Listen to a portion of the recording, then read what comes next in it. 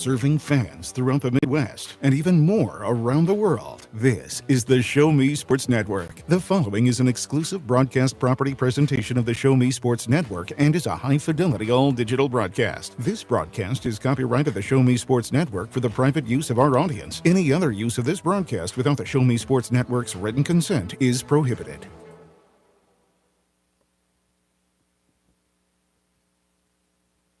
Bombers needing a big win here tonight. The Nevada Griffins winning last night in Game 2 of the doubleheader versus the St. Joseph Mustangs. So they're making these next few games must win for the Sedalia Bombers if they want to see a playoff matchup.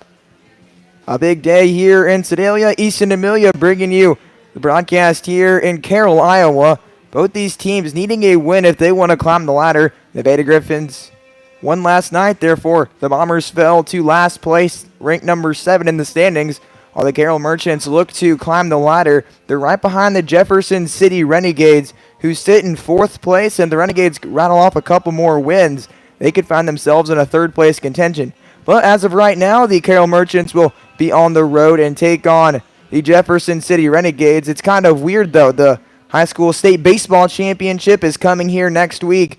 So say, in a couple days to Iowa. The small schools have their state tournament here in Iowa, and that's what will be clogging up here. So even if Carroll is able to get that 4 seed, they will most likely still be in Jefferson City. Now, that is not 100%, but that is as it right now. So we're going to get to the lineups today, brought to you by Cassandra Gazaway, Mary Kay, Independent Beauty Consultant. Seeking to express your unique style? How about healthier, clear skin? Look no further than Mary Kay. For more than 60 years, Mary Kay has been offering a wide range of high-quality makeup and skincare products that empower you to shine and stand out in any setting. From luscious lipsticks to vibrant eyeshadows, flawless foundations to glowing highlights, moisturizing serum to blemish and acne regimens, Mary Kay's got you covered. If you don't have a Mary Kay beauty consultant, then I've got you covered. To get your best skin, call me, Cassandra Gazaway, today at 417-684-2667 or visit online at marykay.com/Cassandra Gazaway. Now we'll start first for the visiting Sedalia Bombers. Drake Miller looking for a big offensive night here in Iowa. Now we'll get to the lineup first. Leading off the leadoff hitter tonight, Sam Russo. He'll be playing center field tonight. Batting second, the third baseman, Dalton Miller. Batting third, the DH, Carter Rice. Batting fourth, the shortstop, Connor Rice. Batting fifth, the center fielder, Jaden Roberts. Batting sixth, the right fielder, Chris Miller. Batting seventh, the second baseman, Ryan Rattone. Batting eighth, the first baseman, Caden Paxton. Batting ninth, the catcher, Lance Vickers. And on the mound tonight for the Sedalia Bombers will be Connor Rohr. We'll see him in his first start here in Carroll. First game played in Carroll all summer long. All first 3 of those matchups were won by the Bombers, but they were all at home. And now for the home team tonight, the Carroll Merchants, leading off the center fielder, Bradley Soto. Batting second, the right fielder, Gavin Gonzalez. Batting third, the shortstop, Fernando Espinal. Batting fourth, the DH, Brock Moore. Batting fifth, the catcher, Shane Cohen. Batting sixth, the third baseman, Nolan Oliver. Batting seventh, the second baseman, Kendry De Los Santos. Batting eighth, the left fielder, Hayden Oliver. Batting ninth, the first baseman, Cole Schellenberger. And starting tonight for the Carroll Merchants will be Colby Culbertson. So both these teams needing a win if they want to find themselves in a better playoff spot. It's kind of still interesting. We don't know the playoff spots really because none is clinched. Outside the 1 seed, the St. Joseph Mustangs clinched that 1 seed in game number 1 of that doubleheader. But other than that, everything is up for grabs. Clarinda sits in 2nd place. After them, the Chillicothe Mudcats in 4th place. As of right now, the Jefferson City Renegades. After them, the 5th place, the Carroll Merchants. In 6th place, the Nevada Griffins. And in 7th place, the Sedalia Bombers. It is for Carroll. The series does not end. Their season does not end after the series ends against the Bombers. They will have a game on Sunday against the St. Joseph Mustangs. They'll have fireworks on Saturday night. And we'll see fireworks tonight. Both these teams looking for a big victory to climb the ladder in the standings. We're going to take a short break with the national anthem coming ahead. You're listening to exclusive coverage of Bombers baseball on the Show Me Sports Network.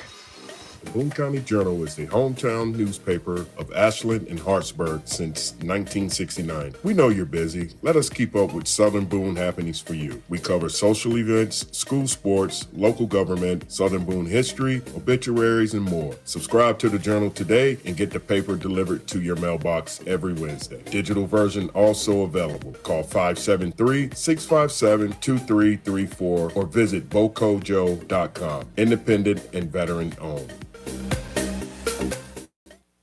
Seeking to express your unique style? How about healthier, clear skin? Look no further than Mary Kay. For more than 60 years, Mary Kay has been offering a wide range of high-quality makeup and skincare products that empower you to shine and stand out in any setting. From luscious lipsticks to vibrant eyeshadows, flawless foundations to glowing highlights, moisturizing serum to blemish and acne regimens, Mary Kay's got you covered. If you don't have a Mary Kay beauty consultant, then I've got you covered. To get your best skin, call me, Cassandra Gazway, today at 417-684-2667 or visit online at marykay.com/Cassandra Gazway.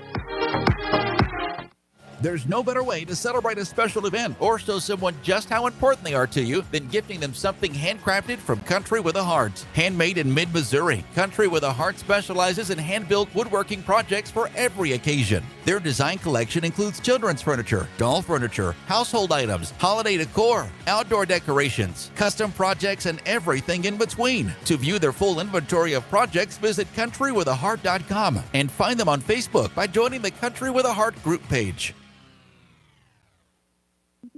The following public service announcement is brought to you by the Eddie Gaedel Society, Jefferson City Chapter 10, doing little things to make a big difference. Want to make a big difference in your community? Be kind to others, drive safely, and put litter in its proper place. Join us in celebrating Eddie Gaedel's historic Major League appearance as a member of the St. Louis Browns by doing something nice for someone today. Take a walk, Eddie! Since 2018, Han Custom Laser Engraving LLC has been specializing in all things custom, using large format, high-powered lasers with some of the most advanced technologies on the market. Anything can become a canvas. This state-of-the-art system makes quick work of custom engraving on cups, glass, tile, wood, acrylic, metal, headstones with endless possibilities. They also offer custom one-of-a-kind signs that are sure to make your design stand out. Find them on Facebook at Han Custom Laser Engraving or call 573-489-8732 to find out more. Han Custom Laser Engraving LLC, a veteran-owned business. Iowa, Colby Culbertson, the man on the mound tonight for the Carroll Merchants. This is his third start on the year, seventh appearance. We already saw him once in the second meeting between these two teams. He went 1 1/3 inning, did give up 3 runs, 2 walks, and 2 strikeouts on the year with a 10.8 ERA, a 3 whip, 11 strikeouts, and we'll see what he can do tonight versus this starting lineup. First pitch coming up, brought to you by Izzy Smith Home, Remax Boone Realty. Are you in the market to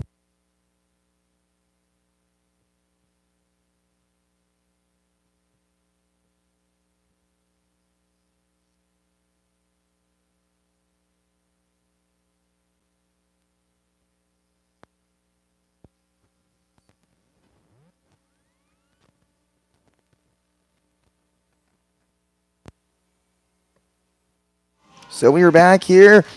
The computer just died right as I went to it, so we're getting that charged up, and we are back into getting ready for the scent of this ball game.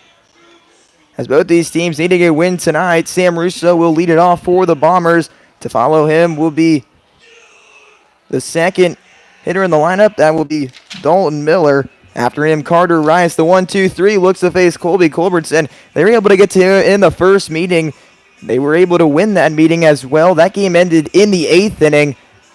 The 9th inning began with a double off the bat of Gavin Gonzalez. After that, the game was called off because of the lightning, and right after that, it started to pour. We would have been there for a couple hours if we were going to try to get back into that ball game. We already had one delay in that already. They had a long drive home, so they called it there, and that was the second victory of this series. The previous meeting between these two squads coming back on June 23rd. The Bombers were able to win 12-2 against the Carroll Merchants, but tonight's a new night, and we are in Carroll, Iowa. A long bus ride just over that 5.5-hour mark. We'll see if the Bombers are affected by that tonight. We're looking with good weather tonight. It's just over 80 degrees, bright sunny skies, a pool in left field. As the game goes on, if it gets too hot, I might want to go jump in that pool. Just like Sedalia, there's a pool right by the field, so maybe the Mink League's a hot spot for pools and baseball fields. So he'll wind up and get these warm-up pitches over with, and we will get set here and ready to go. Sam Russo leading the Bombers off, has been the leadoff hitter for the past few games. It's been a guy they've turned to kind of start some rallies. He finds ways on with it's a walk, hit, or if he reaches on an air, he puts the ball in play, and that's what you want out of your leadoff hitter. Obviously, here and there, he'll strike out, but it's very minimal, and he will be ready to go. Now stepping in will be Sam Russo through his 116 at-bats, has 30 hits, has only one double on the year, 12 RBIs, but he's a guy not too afraid to take a walk with 31 of them on the year. Batting average of .259, an on-base percentage of .424, and we are ready to go here in Carroll with the first pitch brought to you by Izzy Smith Home Remax Realty to come up. The lefty's set, and he delivers some. The first pitch is a lefty-lefty matchup, and it's a ball, 1-0. First pitch at 6:37. Little new start time. All the games in this series will be at 6:30. That ball will be sky to the center fielder. Bradley Soto makes his run in there, and he's able to catch it for out number 1. So lefty able to retire the first guy in the lineup. The dimensions on the field in left field, a 326, and now a 322 in right, a deep center field, 398 to dead center. Obviously the gap's a little different, 362 to left center and right center, 358, but it's kind of weird how this field lays out. Left field plays kind of small right field, but once you get to that wording, the welcome to historic Merchants part on both sides, that's where it dies. It feels like you hit a ball into those gaps. It's going to get caught. So now stepping in will be Dalton Miller. Dalton Miller digs in. A 283 batting average. He'll rip this to left field. It will get past the shortstop Espinal, and it'll be the first hit of the 3-game set here in Carroll. Dalton Miller gets the hit. He is able to collect hit number 37 on the year. That is the most of any Bomber on the team. Has 12 doubles on the year with 5 home runs. Has 32 RBIs, 32 walks. Batting .283 with a .425 on-base percentage. Now stepping in will be Carter Rice, batting third tonight, the DH. Trying to set the table here early on against the lefty. That pitch will be fired in there for a strike, 0-1. Carter Rice through his 118 at-bats. Has 27 hits, 6 doubles. Has 1 home run with 12 RBIs. 21 walks with 3 stolen bases. The lefty delivers home. He'll swing and miss in the dirt on that one, and that will make the count 0-2. They've done some renovations since I've been in here last. They added a press box, so that is nice. Now it is getting a little toasty in here. Probably have to crack a window open here. So Miller will get his lead off of first base, and the ball will be out of play and fouled off. It's 0-2. It's been one of those things we've seen the Bombers. They are not afraid to steal bases, but they have got picked off here and there, and that's ruined some rallies.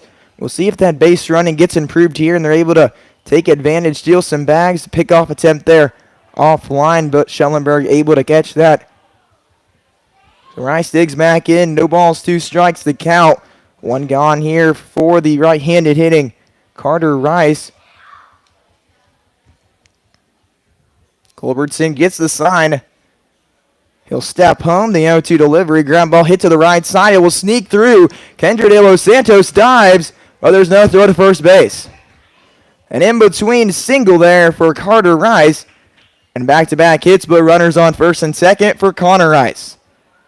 So it was a perfectly placed ball. Schellenberger and Kendra De Los Santos were going for the ball.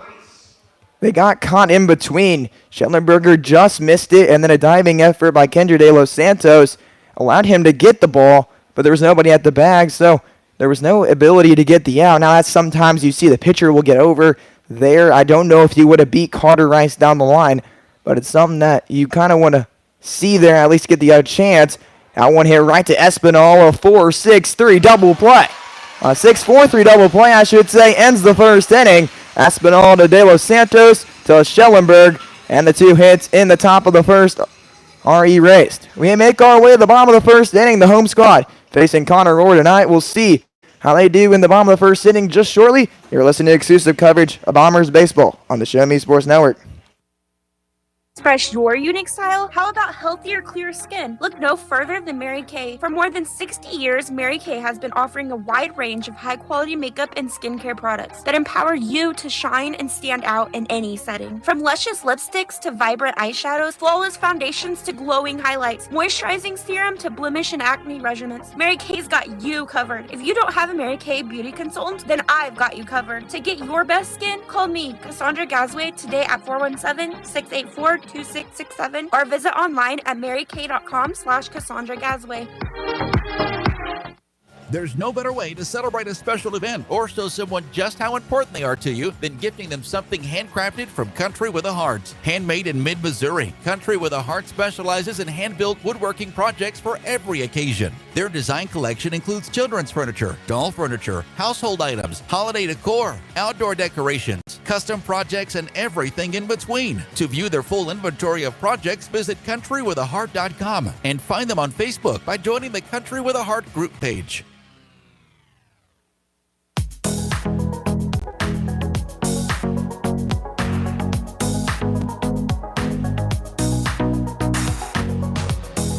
Welcome back. The top of the first ending with a 0. We now head to the home side of the scoreboard. On the mound tonight for the Sedalia Bombers is Connor Rohr.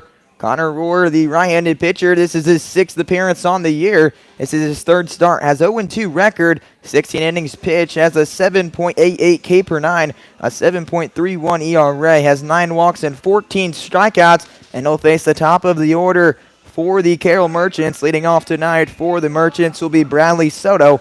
To follow him will be Gavin Gonzalez and Fernando Espinal. This top 3 has been deadly as of late. They were able to get onto a big lead yesterday versus the Clarinda A's, but a big shutdown performance by Max Johnson allowed them to make that comeback and win. The Clarinda A's were able to win in 12 innings of baseball by a score of 9-8, and that could favor the Bombers depending on how many pitchers they had to use in that performance. That one fouled off the foot of Soto, and he'll begin his day off 0-1. So 0-1, the best start you can have to a ball game. We'll see how he continues his strike throwing ability. That's been something that sometimes the Bombers have struggled at. They'll get a good start, maybe a good relief performance, but sometimes the walks can come back to haunt you, as that one will miss, and even the count 1 ball and 1 strike to Bradley Soto. So he'll step back in, and here comes the 1-1 home. That off-speed pitch is scooped there by Vickers, and it makes it 2-1. So Soto trying to start the inning off sharply. The Bombers were able to get 2 hits in the first inning, but unable to put any runs across. The 2-1 will miss in. It's now 3-1.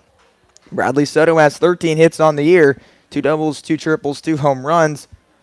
Has 11 RBIs, 12 walks, batting 163 with a 306 batting average on base percentage. And that pitch will miss wide, and he's able to collect walk number 13 on the year to start the hitting side of things for the Carroll Merchants.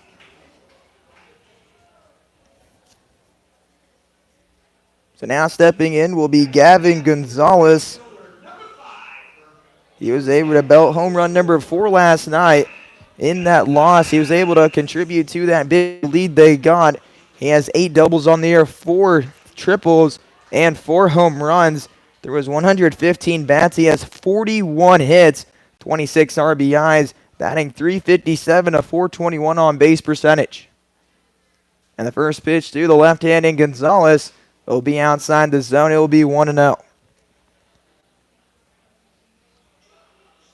So there is an awning that may cause a shadow right in front of home plate.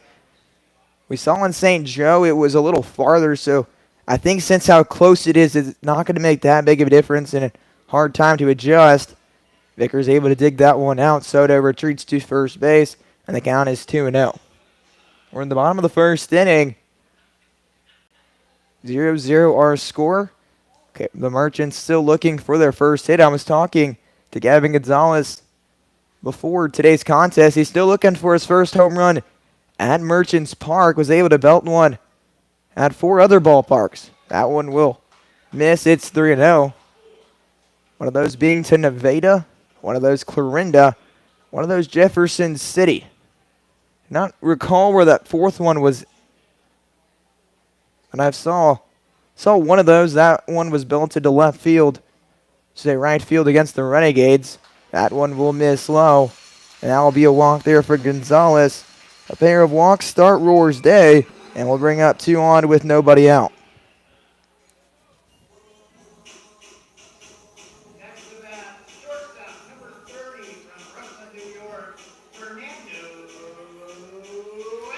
So Fernando Espinal will step in. Right-handed hitting Espinal has some power. He's put that on display. Has 3 home runs, 7 doubles, and a triple. That one will miss wide, and the count 1-0. We're trying to find the zone here. You don't want to walk the bases loaded to start the day off, and now Vickers will make his way out there. Espinal batting and through his 100 at-bats exactly. Has 29 hits, 7 doubles, 1 triple, and 3 home runs. With exactly 100 hits, I bet you know the average 290 with a 398 on-base percentage. Has 12 walks with 21 RBIs. And I'll see an RBI situation here early on. At 21 RBIs is second on the team behind Gavin Gonzalez, the team leader in home runs, triples, and doubles. So 1 ball, no strike. Espinal digs back into the box. Roar will look home. The 1-0 pitch to Espinal. It'll be fouled off, and that evens the count. 1 ball, 1 strike. First 2 get on via a walk. We'll see if Roar can find a way to get either a pop out or a double play. We saw a double play back in the first inning. A 6-4-3 ended the top of the first. The 1-1 pitch will be a ball that is fouled off Espinal's foot, and that makes the count 1-2. It's been something we've seen this year defensively for the Bombers. They've turned some big double plays in big games. They turned some during the Clarinda game. They turned some during the St. Joe game. So it's been the defense has been there as of late. We'll see. We can see that to continue tonight. Obviously, we've seen some errors bounce around too. So if you have a clean game, good things will happen as that ball is hit to left field. Russo going down the line. He's able to catch that. Soto not tagging to third base, so he will head to second. A big catch there from the left fielder, Sam Russo, for out number 1. So Jaden Roberts in center field, and in right field, Chris Miller. For the infield, Caden Paxton at first. Second base, Ryan Rattone. At shortstop, Connor Rice, and third baseman, Dalton Miller. On the mound, Connor Rohr and Lance Vickers behind the plate. That's a lineup for the Sedalia Bombers. Now stepping in, the right-handed hitting Brock Moore, the DH. That one will miss off the plate, and it's 1-0.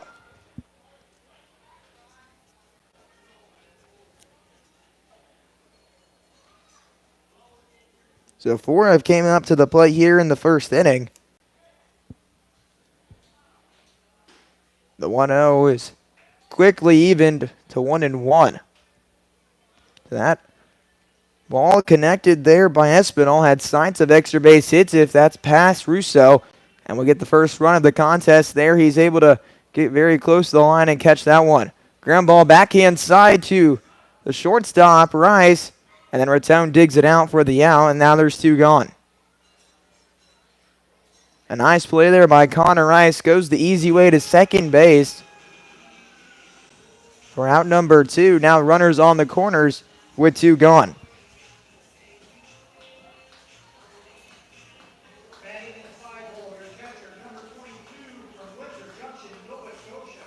So Shane Cohen steps in.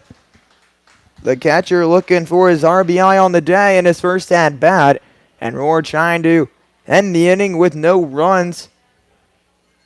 All the base runners on have gone on with a walk. The last batter getting on with a fielder's choice. That caused by the walks early on. No balls, 1 strike to Shane Cowan. That one will be fouled off. It's 0-2. A .233 batting average, .365 on base percentage, has 10 hits with 1 double. Looking for RBI number 8 on third base, has 7 coming in with 4 walks.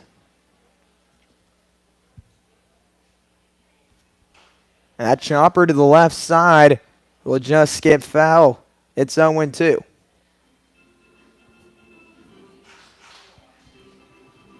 We're finding a rhythm now in the zone. After 2 walks to lead off the inning, has pitched to contact and found his way out of danger. Now we'll see if he can conclude this inning, possibly with his first strikeout this evening. The righty looks into Vickers. He gets the sign. The 0-2 delivery home will catch Cowan's foot, and he'll make his way down to first base. That pitch hitting the ankle of the catcher.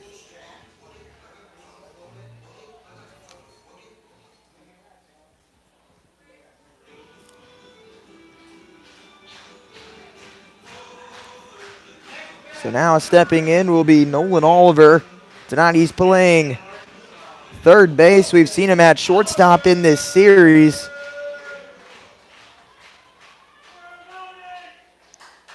Stepping up with the bases loaded and 2 gone.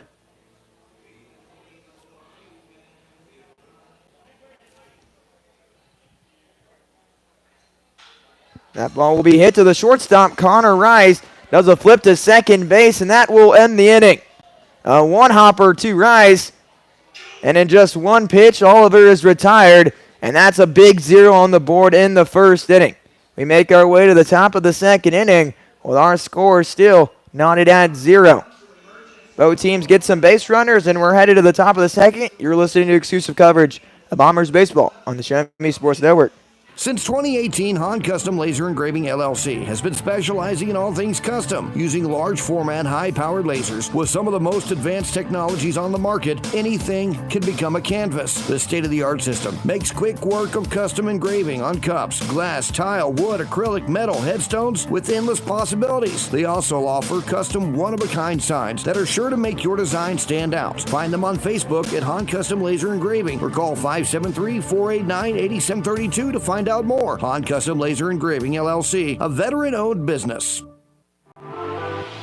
Are you in the market to buy your first home? Maybe it's time to buy some acreage. How about invest in a new space for your growing business? No matter the need, your trusted partner in real estate is me, Izzy Smith of Izzy Smith Homes, Remaxman Realty. I believe real estate is more than just bricks and mortar. It's the cornerstone of our lives. It's where memories are made and dreams are realized. Choosing me as your realtor, you're getting a professional, dedicated advocate who will work tirelessly to make your real estate dreams a reality. Give me a call today at 573-876-2873 or visit izzysmithhomes.com. Izzy Smith Homes, Remaxman Realty, your hometown realtor working harder for you.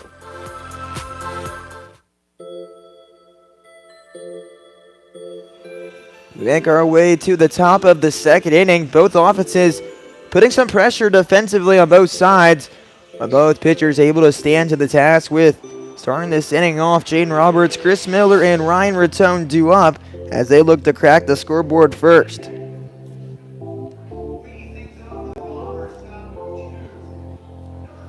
So 5, 6, 7, Jaden Roberts, Chris Miller, and Ryan Rattone looking to have some success at the top of the order, finding a couple hits in that first inning. One of those a perfectly placed single. Caught in no man's land there by Connor Rice. Don Miller able to hit one back up the middle. So the first pitch home is fouled off to Jaden Roberts in the top of the second inning. A lefty quickly moving. Nothing in 1 pitch home. A ball hit to the left side, a chopper, but it just rolls foul. Jaden Roberts tonight, there was 86 at-bats, 25 hits, 3 doubles, 1 triple, and a home run. Has 12 RBIs, batting .291, a .430 on base percentage. Has 14 walks with 18 stolen bases. He's currently second in the league in stolen bases, right in front of Darius Freeman and Jerian Pickney with 17 and behind Cooper Knight with 23. The 0-2 delivery is blocked there by Cowan. It's 1-2.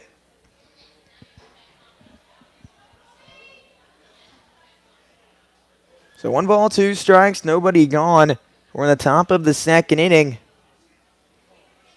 Culbertson looks in at the signs. The lefty's set.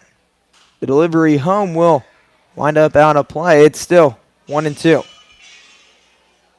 This is the thing that the Bombers have done a really good job of as of late. Making the pitchers work. They're not striking out on 3 pitches or getting themselves out on 1 pitch. They're battling. The 1-2 pitch will be swung on and missed there. Cowan will throw that to first base, and that will be the first out of the inning. Looking at the playoff picture as of right now, St. Joe has that 1 seed. They will play the winner. I should say the lower seed winner. So it could possibly be the Merchants, the Mudcats. Say Merchants, Mudcats, or Renegades. Griffins, Renegades, Merchants. If the Mudcats are able to win, they will play the Clarinda A's. They currently hold the 2 seed. They'll play the higher seed, so there's an upset possibility, including the Griffins, maybe. Then they would play the 4-seeded or 5-seeded Renegades or Merchants. First pitch missing the zone to Chris Miller. It's 1-0. Chris Miller, 47 at-bats, has 9 hits, 3 doubles, 6 RBIs, 8 walks, batting .191 with 33 on-base percentage. 1 ball, 1 strike, 1 gone with Chris Miller at the plate.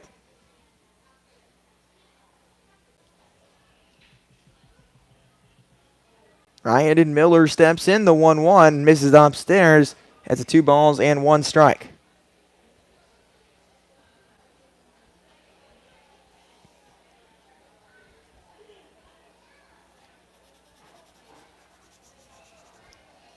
We're on the top of the second inning, 2 balls, 1 strike. The lefty's set. He'll deliver home. That one misses wide, and he'll make the count 3-1.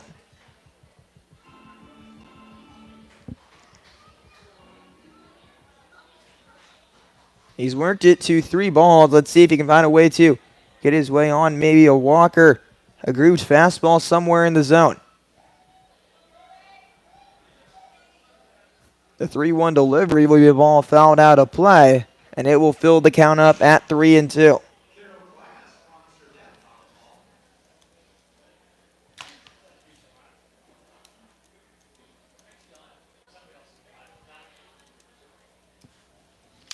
We're full. 3 balls, 2 strikes. Miller in the box. The 3-2 delivery right back at the mound. Just misses the pitcher, Culbertson. Miller hustles to first base, and he will pull right off the bag. Schellenberger not able to keep the foot on, and it will be most likely an error. They will give it a hit on the board. The 3rd hit on the day for the Bombers in the top of the second inning.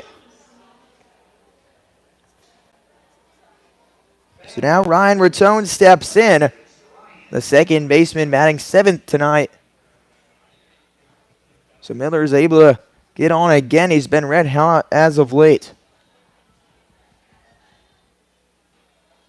So Miller gets his lead off of first base. The 0-0 pitch bunt shown there by Rattone. He pulls it back. It's 1 ball and no strikes.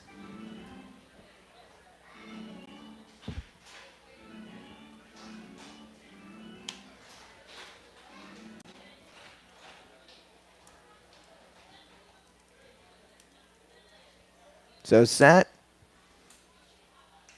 The ball swung fouled off the foot of Rattone. Evens the count, 1 ball and 1 strike. So we've seen Culbertson do a good job of keeping the runners on first base. He mixes in a pickoff move, and he's quick to the plate, so it's tough to really steal against. We'll see if Miller is willing to go anytime soon. That quick pickoff attempt is unable to get him. It's still 1-1 with 1 out. That 1 out coming a strikeout to begin the inning from Jaden Roberts. 1 ball, 1 strike, 1 gone. A lefty digs in puts his back foot on the rubber. The other lefty, digs in, puts that front foot on the chalk. The 1-1 bunch shown there. He'll run in and hit Raton right in the ribs. And runners on first and second with one out. A hit by pitch. Caught there by Ryan Raton. And now Caden Paxton will step in. The first baseman digs in with 2 on. The Bombers were able to get 2 on in the first inning. A double play ended that threat. We'll see if Culbertson can get a pitch that gets a ground ball here for the Merchants. The pitch swung on and missed there by Paxton. He'll begin this at bat, 0-1.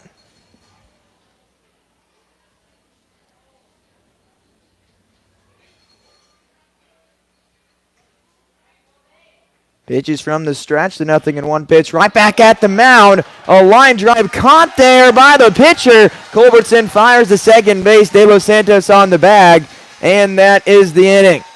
They're able to snag themselves a double play, but a nice glove work by Culbertson ends the inning.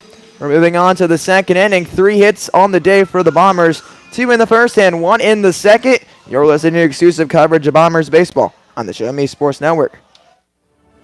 Last Sentinel fired Army Sergeant Trent Dirks, and I want to tell you about an organization that saved and changed my life forever. Retrieving Freedom provides highly trained service dogs to veterans with disabilities and children with autism, absolutely free of charge, thanks to the generous donations and support from people just like you. Experts from Retrieving Freedom help throughout the entire process, from fostering programs through service dog placement. Retrieving Freedom gave me the skilled service dog Tracer, who has been my best friend and my lifeline. To find out more about how you can get involved, volunteer, foster, or to donate, visit their website, retrievingfreedom.org. Retrieving Freedom, changing lives through the training and placement of service dogs for veterans with disabilities and children with autism. River Oak Christian Academy has been providing a strong biblical foundation and academic excellence within a Christian environment to students for more than 16 years. Located in Jefferson City, River Oak Christian Academy offers kinder prep through 8th grade. River Oak Christian Academy's primary goal is the discipleship of the next generation to impact the world for Christ. Average class sizes are just 16 students, with a student body composed of families from over 30 area churches. Kinder prep offerings include 3 and 5 full-day sessions, with kindergarten offering a half-day and full-day program. To find out more about River Oak Christian Academy, call them at 573-634-3983.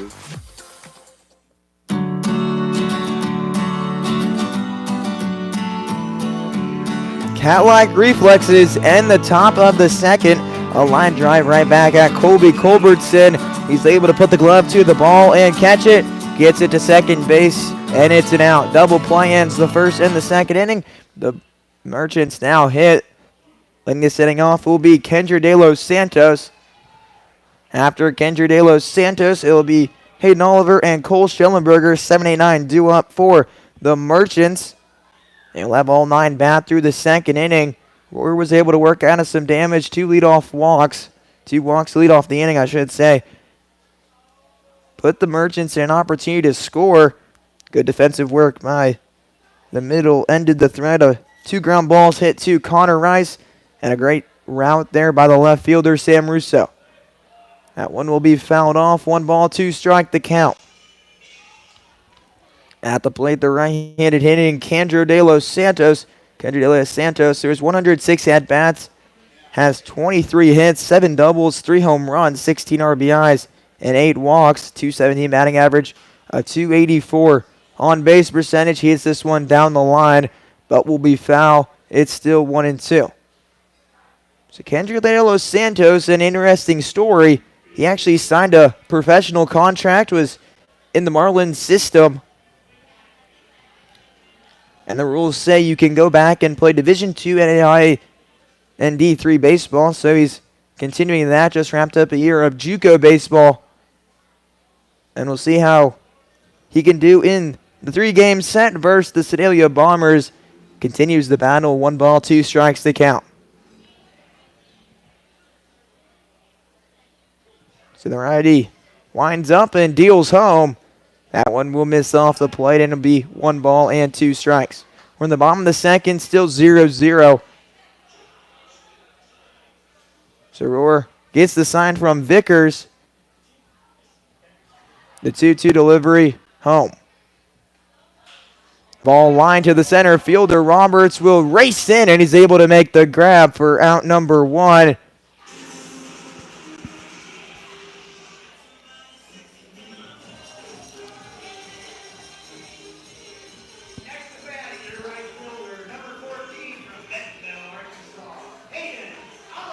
So Hayden Oliver steps in after Kendry De Los Santos lines out to the center fielder Roberts for the first out.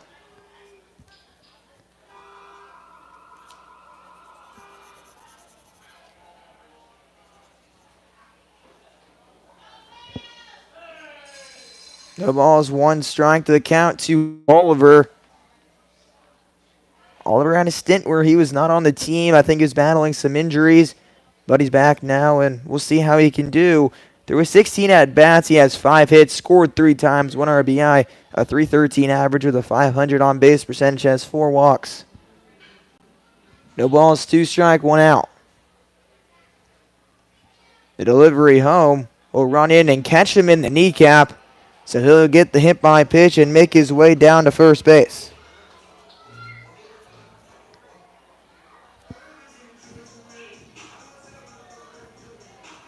So now batting 9th will be Cole Schellenberger, and then they'll send it to the top of the order.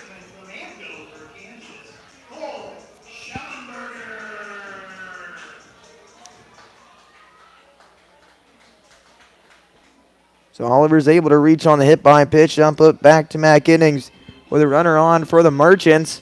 Both teams able to put runners on in the first and second inning.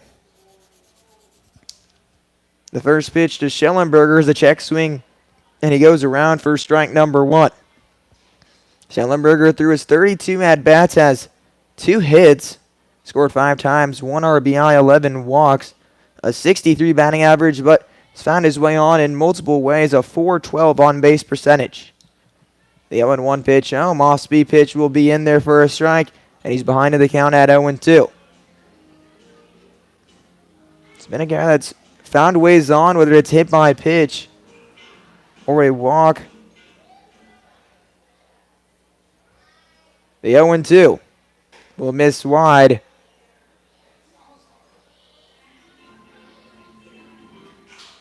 Has 8 hit by pitches. That's the most on the Carroll Merchants. So the righty will try to end the inning. Can he get a ground ball? He won't. He'll get the strikeout. First strikeout on Roar's day for out number 2 in the second inning. He caught him looking, able to perfectly place that off-speed pitch on the outer half. That curveball cuts right across, just a curved right across the zone, and was planted right down the central of the plate. Schellenberger does not take the bat off the shoulder for out number 2. Soto digs in. He'll waste no time. Ground ball hit right to Rice. It'll bounce off his leg. He picks it up, bare hands it, flips it to second base. About the first error of the game, but he's able to make the play. And the Bombers erase the runner that was able to reach on the hit by pitch. We've played 2, no team hits the scoreboard. We're moving our way to the top of the 3rd inning. You're listening to exclusive coverage of Bombers baseball on the Show Me Sports Network. Power equipment is always cool, always. Well, unless it's not working, then power equipment is expensive. Always. Unless you get it checked with Salter Lawn Service. Don't worry about saving up for something new. Just let the experienced experts at Salter Lawn Service repair your small engines. With pickup and delivery available, saving you time and saving your wallet. Hey, this is Stacy Salter with Salter Lawn Service. One call, we do it all. You can find us at salterlawnservice.com. Creating custom, handcrafted woodworking projects has never been easier. Become a member of Sawdust Studios and enjoy 24/7 access to a woodworker's paradise. Outfit with industry-leading professional-grade tools, Sawdust Studios offers endless woodworking possibilities. Don't have woodworking experience? No problem, as Sawdust Studios offers affordable classes from a community of woodworkers, experienced designers, and master craftsmen. Youth classes are also offered for those junior woodworkers. For more information, search Sawdust Studios on Facebook or find them online at sawdust247.com. Sawdust Studios, your community woodshop.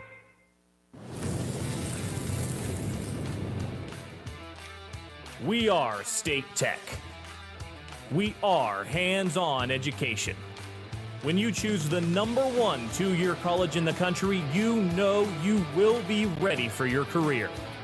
That's why at State Tech we say, from the classroom to your career, we are the employer's choice. We are State Tech.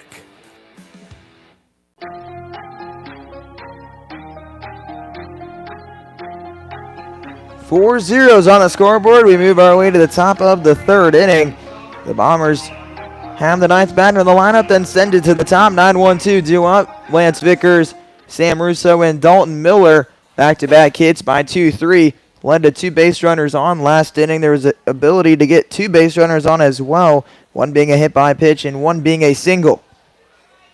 And the first pitch will begin the inning. It's 1-0.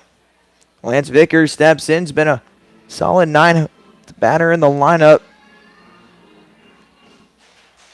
The goal of the 9th batter is to turn the lineup over and at least get an opportunity to have a runner on with the top of the order. Vickers done a good job of that as of late in this season.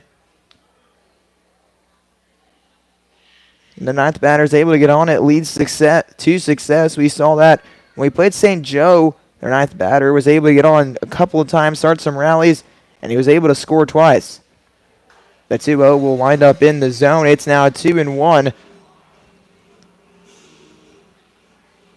Lance Vickers, who has 94 at-bats, has 25 hits, 6 doubles, 12 RBIs, a .266 batting average, and a .426 on-base percentage.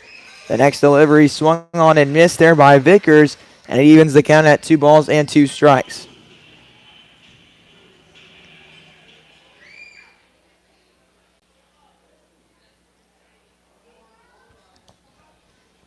The lefty set. Culbertson delivers home.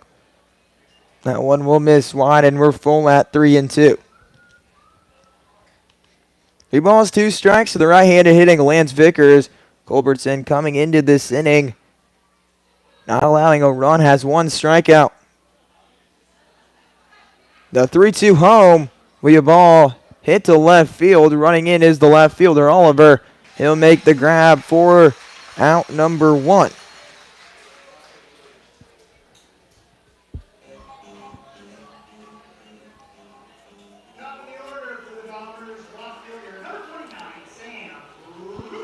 So now the top of the order due up. Sam Russo will lead off the inning with 1 gone. Let's see if they can have a 1-out rally here. Sam Russo with Dalton Miller. The off-speed pitch will miss. It's a ball and no strikes. Russo got out his first time around. A fly out to the center fielder. Bradley Soto was able to track that one down. The 1-0 delivery from Culbertson. It'll be a ground ball hit to the left side. Oliver goes back on it, fields it, gets it across, and just like that, 2 down in the top of the 3rd inning.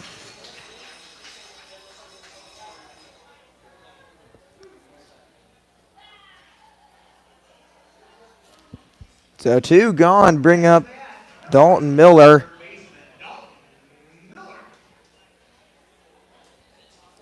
Dalton Miller was able to reach on a single last time around. Got to second base, but a ground ball hit by Connor Rice ended the inning with a 6-4-3 double play. This was a stretch where they had back-to-back hits. We'll see if they can do that again. 1 ball, no strike to count to Dalton Miller.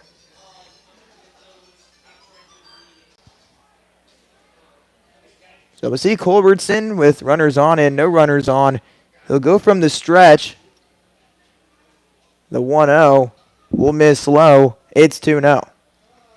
And it could be a feel thing. A lot of guys will change it to go to the windup, but it's one of those things where you kind of have to get a new motion, get a new rhythm. If you're striving and thriving in the stretch, might as well stick with it. He will. The 2-0 delivery home misses up. It's 3-0. 3-0. I'd expect a red light here. We saw a 3-0 swing from Dalton Miller. Last game, he grounded out there. We'll see if he does the same. The 3-0 delivery home will not even tempt him with a swing, and he'll find his way on for the 2nd time of the day. He's 1 for 1 with a walk. Now stepping in will be Carter Rice. trying to work his magic as he did last time. A perfectly placed single. Caught in the middle in no man's land. Diving for it was Kendra De Los Santos, and Schellenberger trying to make a play at it. No one covering first base. De Los Santos was able to get there just barely. The 0-0 pitch will be lifted to left field. Again, Oliver will make the play, and that will end the inning. We've played the top of the third inning, and the Bombers unable to strike. They do get a base runner with a walk. We head to the bottom of the third inning. You're listening to exclusive coverage of Bombers baseball on the Show Me Sports Network.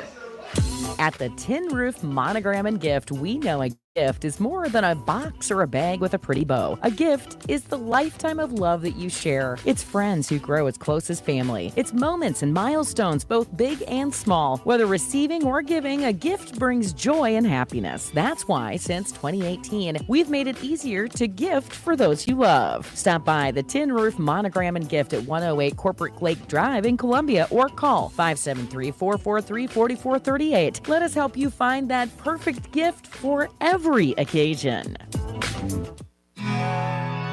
Hello, Blake Gazaway here with the Show Me Sports Network. I've had the opportunity to have some amazing calls, including overtime touchdowns, walk-off home runs, and buzzer-beating baskets. But I've answered another call. That's to serve my community as a volunteer firefighter. Stop and think what would happen if your home or property caught fire and no one was there to put it out. Every day, volunteer firefighters not only save lives and property, but also respond to other emergencies. Nearly 2/3 of our nation's fire departments are manned by volunteer firefighters. And because of this, we simply need more volunteers to step up and answer the call. Stop by or contact your local fire department and see how you can become a volunteer firefighter today. I answered the call to serve my community. Will you?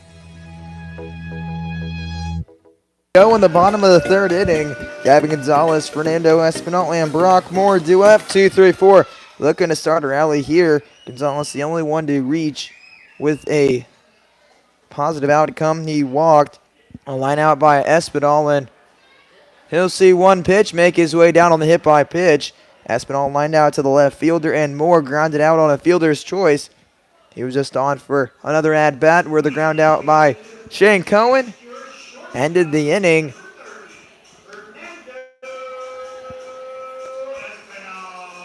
So Espinal makes his way into the box, and we'll see if Roar's able to eliminate a leadoff base runner.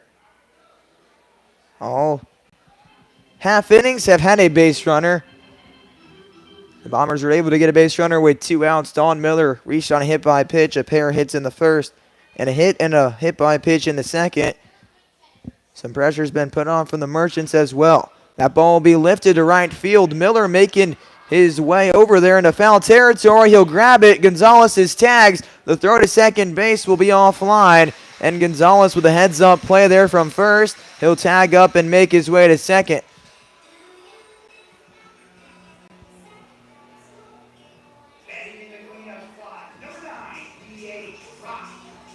A heads-up play there, so it's one of those things where you see the right fielder, that momentum's taking him away from that second base bag. So that by the time he catches it, he's going to have to slow down, then he'll have to turn his entire body to make the throw. Gonzalez was well aware of that. He wasted no time and immediately tagged up and headed to second base. The off-speed pitch finds the zone. It's no balls and 1 strike to Brock Moore. He grounded to the shortstop, a fielder's choice. Back-to-back ground balls to the shortstop and to the second baseman, ended the inning. He'll look towards second base. The 0-1 pitch will miss just in. About hit his second guy of the inning and the third guy in the afternoon. It's one of those things where, though, if you're confident throwing inside, not afraid to have a hit by pitch here and there, that is very effective. That one swung on and fouled off. It's 1-2. Sometimes you'll see a guy who's afraid to go inside and he'll stick away, and then they'll hit lots of seeds off of him, or at least put the ball in play. Here, Roar's not afraid, and he's been attacked, and he'll stick at a 1-2 strike count. 1 ball, 2 strikes. Roar dangles the arm. Vickers will give the sign. The 1-2 delivery home. will be blocked there by Vickers, and no advancement there by Gonzalez. And it will be a 2-2 count.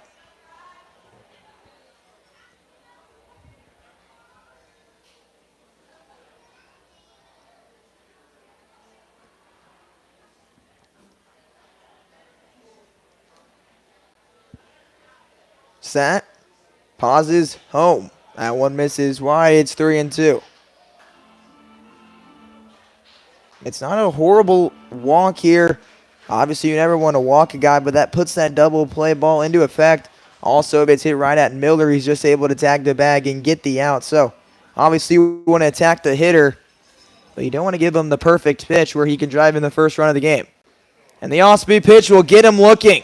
Strike number 3 from Rohr. That's his strikeout, second strikeout in this ball game, and second out in the third inning.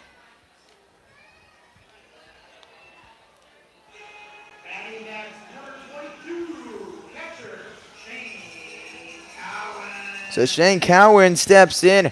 He had a tough play there to Rice. Rice was able to body the ball. It hit his leg. And after that, he had to scramble around, was able to barehand it, flip it, and that ended an inning.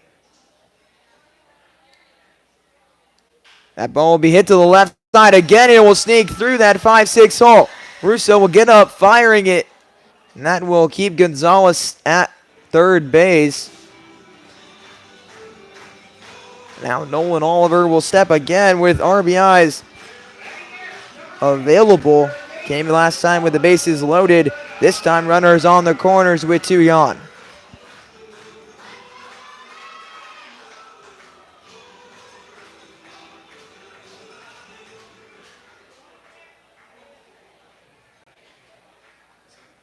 So Rohr will get set. A delivery home will be missed wide. It's 1-0. So the Merchants were very aggressive in this series early on. They were pushing the envelope. Vickers was able to get some guys thrown out. We'll see if that made an adjustment and an impact to these future games. We've not seen an attempt at a stolen base this evening. Now, as this game moves on, they may get more comfortable with the timing with Rohr. He's done a good job of varying the looks and varying his timing to not allow a stolen base. The 2-0 delivery will be fouled off to the left side over the Bombers' dugout. It's 2-1.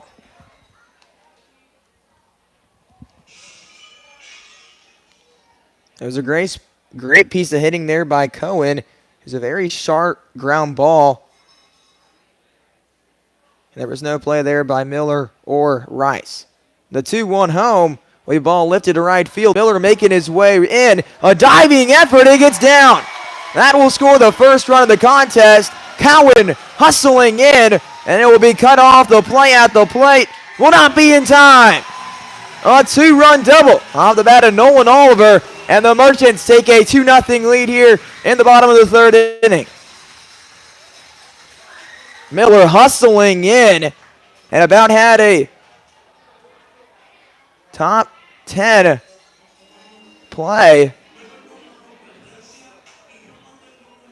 The diving effort just barely missed it. It was about a foot in front of him. And that's just the second hit of the Merchants' day. And the second hit has 2 RBIs attached with it.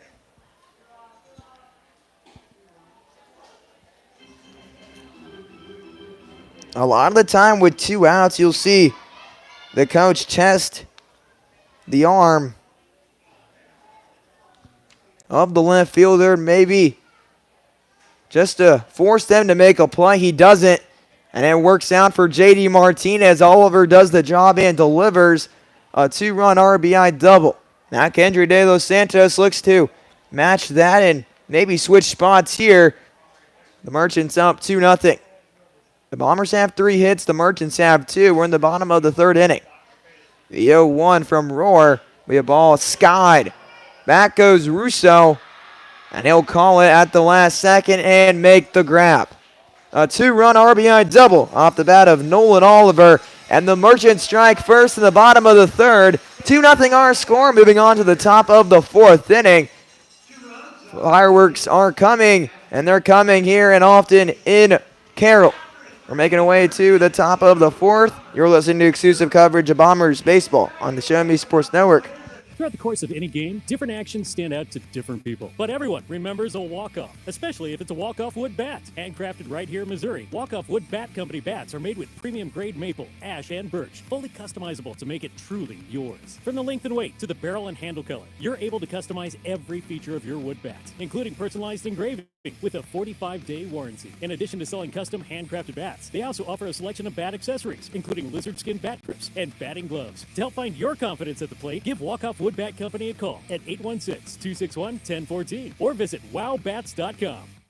Since 1951, Ren's Automotive has been the leader in complete automotive and tire services, proudly serving the Ashland community and southern Boone County area. Servicing all makes and models of vehicles, customer satisfaction is their top priority. If your vehicle leaves you stranded, no need to worry, as Ren's Automotive offers 24-hour towing services. To schedule an appointment, call 573-657-4614 or stop by and see Terry, Peggy, Derek, and the crew at 124 East Broadway in Ashland. Ren's Automotive, your full-service automotive repair shop for over 70 years. Are you in the market to buy your first home? Maybe it's time to buy some acreage. How about invest in a new space for your growing business? No matter the need, your trusted partner in real estate is me, Izzy Smith of Izzy Smith Homes, Remax Moon Realty. I believe real estate is more than just bricks and mortar. It's the cornerstone of our lives. It's where memories are made and dreams are realized. Choosing me as your realtor, you're getting a professional, dedicated advocate who will work tirelessly to make your real estate dreams a reality. Give me a call today at 573-876-2873 or visit izzysmithhomes.com. Izzy Smith Homes, Remax Moon Realty, your hometown realtor working harder for you.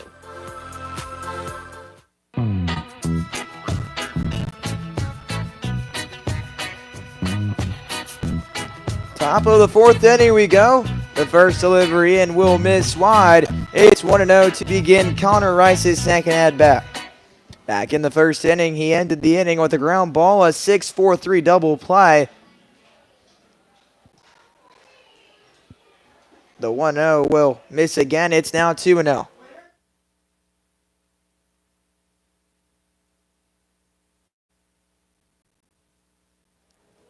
So 2 balls, no strikes to count. The lefty will get set. Delivers this pitch home off the plate. And it's 2 balls and no strikes.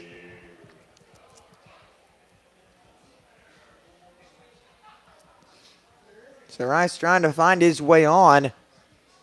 The lefty trying to avoid a response to that 2-run third inning. A 0 here could go a long way to carrying that momentum for the Merchants.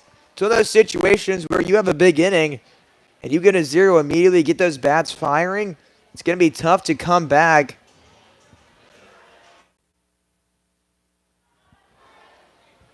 So the 2-1 home from Culbertson will miss in, and Rice will make his way down to first base on the walk. And that's how the fourth will begin. Been a busy day on the base paths for the Sedalia Bombers. Now they're looking for that first run to get back into this ball game, trailing 2-0. We're looking around the Mink League of the various contests going on. There's 2 other games going on tonight. I will keep you informed on those results. As of right now, the 2 other games going on. Pickoff attempt over. Schellenberger makes his way over Connor Rice, but he's able to keep his footing and avoid any ball getting past him. Clarinda takes a 1-0 lead against the St. Joseph Mustangs. They need just 1 win to clinch that second spot. O'Lean and the pitch home will miss. It's 1-0 to Jaden Roberts, striking out his first time around. The Renegades take on the Nevada Griffins again with the rain going across the Midwest. That one had to be moved to Fort Scott Community Field. The Bombers actually played that first road game in that series on the road. Roberts will swing through that one. It's ball and 1 strike. Carroll takes a 2-0 lead. It's going to be big for those top 2 games. Carroll and Sedalia and Jefferson City and Nevada. All those guys looking to climb the ladder. That ball will be blocked there by Cowan. It's 2 balls and 1 strikes. Obviously, that other game being on the Show Me Sports Network. Blake Gadsaway on the call in Nevada. They're in the top of the third there. Bottom of the second in Clorinda. The lefty will fire home. That ball ripped to left field. Oliver will run in. He'll stop and let the ball drop right in front of him. And 2 runners get on for the Bombers in the top of the 4th inning. That single ripped off the bat of Jaden Roberts will bring Chris Miller up to the plate. After a big inning, this can really swing the momentum. Say you do get another big double play. They got a double play that ended the first and the second inning. Or if the Bombers can respond, even if you score one, just one, it gets you firing. It doesn't let that momentum get out of reach. It reminds me of like when you play a video game and now they have that stadium affecting the game. Ground ball hitting to the third baseman. Oliver fields it. He'll not fire it across. Back pick. He'll throw to second base, but he's safe. It's one of those situations where when it rains, it pours there. A big stop there by Oliver, and he's able to get 1 out, possibly 2. But he fired it, and the umpire called him safe. Don't even know really what the right call was there. I don't even know if the umpire in the field saw the ball and tag applied. So you go with the safe call. So runners on first and second. A 5 unassisted fielder's choice puts Miller on. He'll look towards second base. Pickoff attempt, no throw. And that'll be his first disengagement of the at-bat. Raton was a hit by pitch last time around. Miller on first base got a single. That one hit very hard. We've seen some solid contact. Now can they get one through to score a run? Bunt shown there by Raton. It's a shallow pop-up, I should say. But Oliver not able to get to it, and we'll see if Raton goes back to the bunt. He's been a guy they've turned to lay some bunts down. He's currently leading the team in sacrifice bunts. Just say sacrifices overall. Sometimes in the scoring sheet, they won't actually put a sacrifice correctly. They may put a ground out, but has 7 sacrifices on the year. So runners on first and second. Infield creeps in. That one fouled off. It's now 0-2. So no balls, 2 strikes. Culbertson trying to find his way out of a jam. First 2 able to get on. Got a big out for out number 1. Could have loaded the bases up. 4 hits for the Bombers, 2 for the Merchants. Looks in. Gets the sign from Cowan. Roberts on second, gets his lead, does not go. Ball hit to the left side. Oliver fields it, throws it to second base. De Los Santos to first, and that will be in time. A 6-4-3 double play will end the top of the 4th inning. We make our way to the bottom of the 4th. You're listening to exclusive coverage of Bombers baseball on the Show Me Sports Network. Seeking to express your unique style? How about healthy, clear skin? Look no further than Mary Kay. For more than 60 years, Mary Kay has been offering a wide range of high-quality makeup and skincare products that empower you to shine and stand out in any setting. From luscious lipsticks to vibrant eyeshadows, flawless foundations to glowing highlights, moisturizing serum to blemish and acne regimens, Mary Kay's got you covered. If you don't have a Mary Kay beauty consultant, then I've got you covered. To get your best skin, call me, Cassandra Gazway, today at 417-684-2667 or visit online at maryk.com/Cassandra Gazway. The Boone County Journal is the hometown newspaper of Ashland and Hartsburg since 1969. We know you're busy. Let us keep up with Southern Boone happenings for you. We cover social events, school sports, local government, Southern Boone history, obituaries, and more. Subscribe to the Journal today and get the paper delivered to your mailbox every Wednesday. Digital version also available. Call 573-657-2334 or visit bocojo.com. Independent and veteran owned.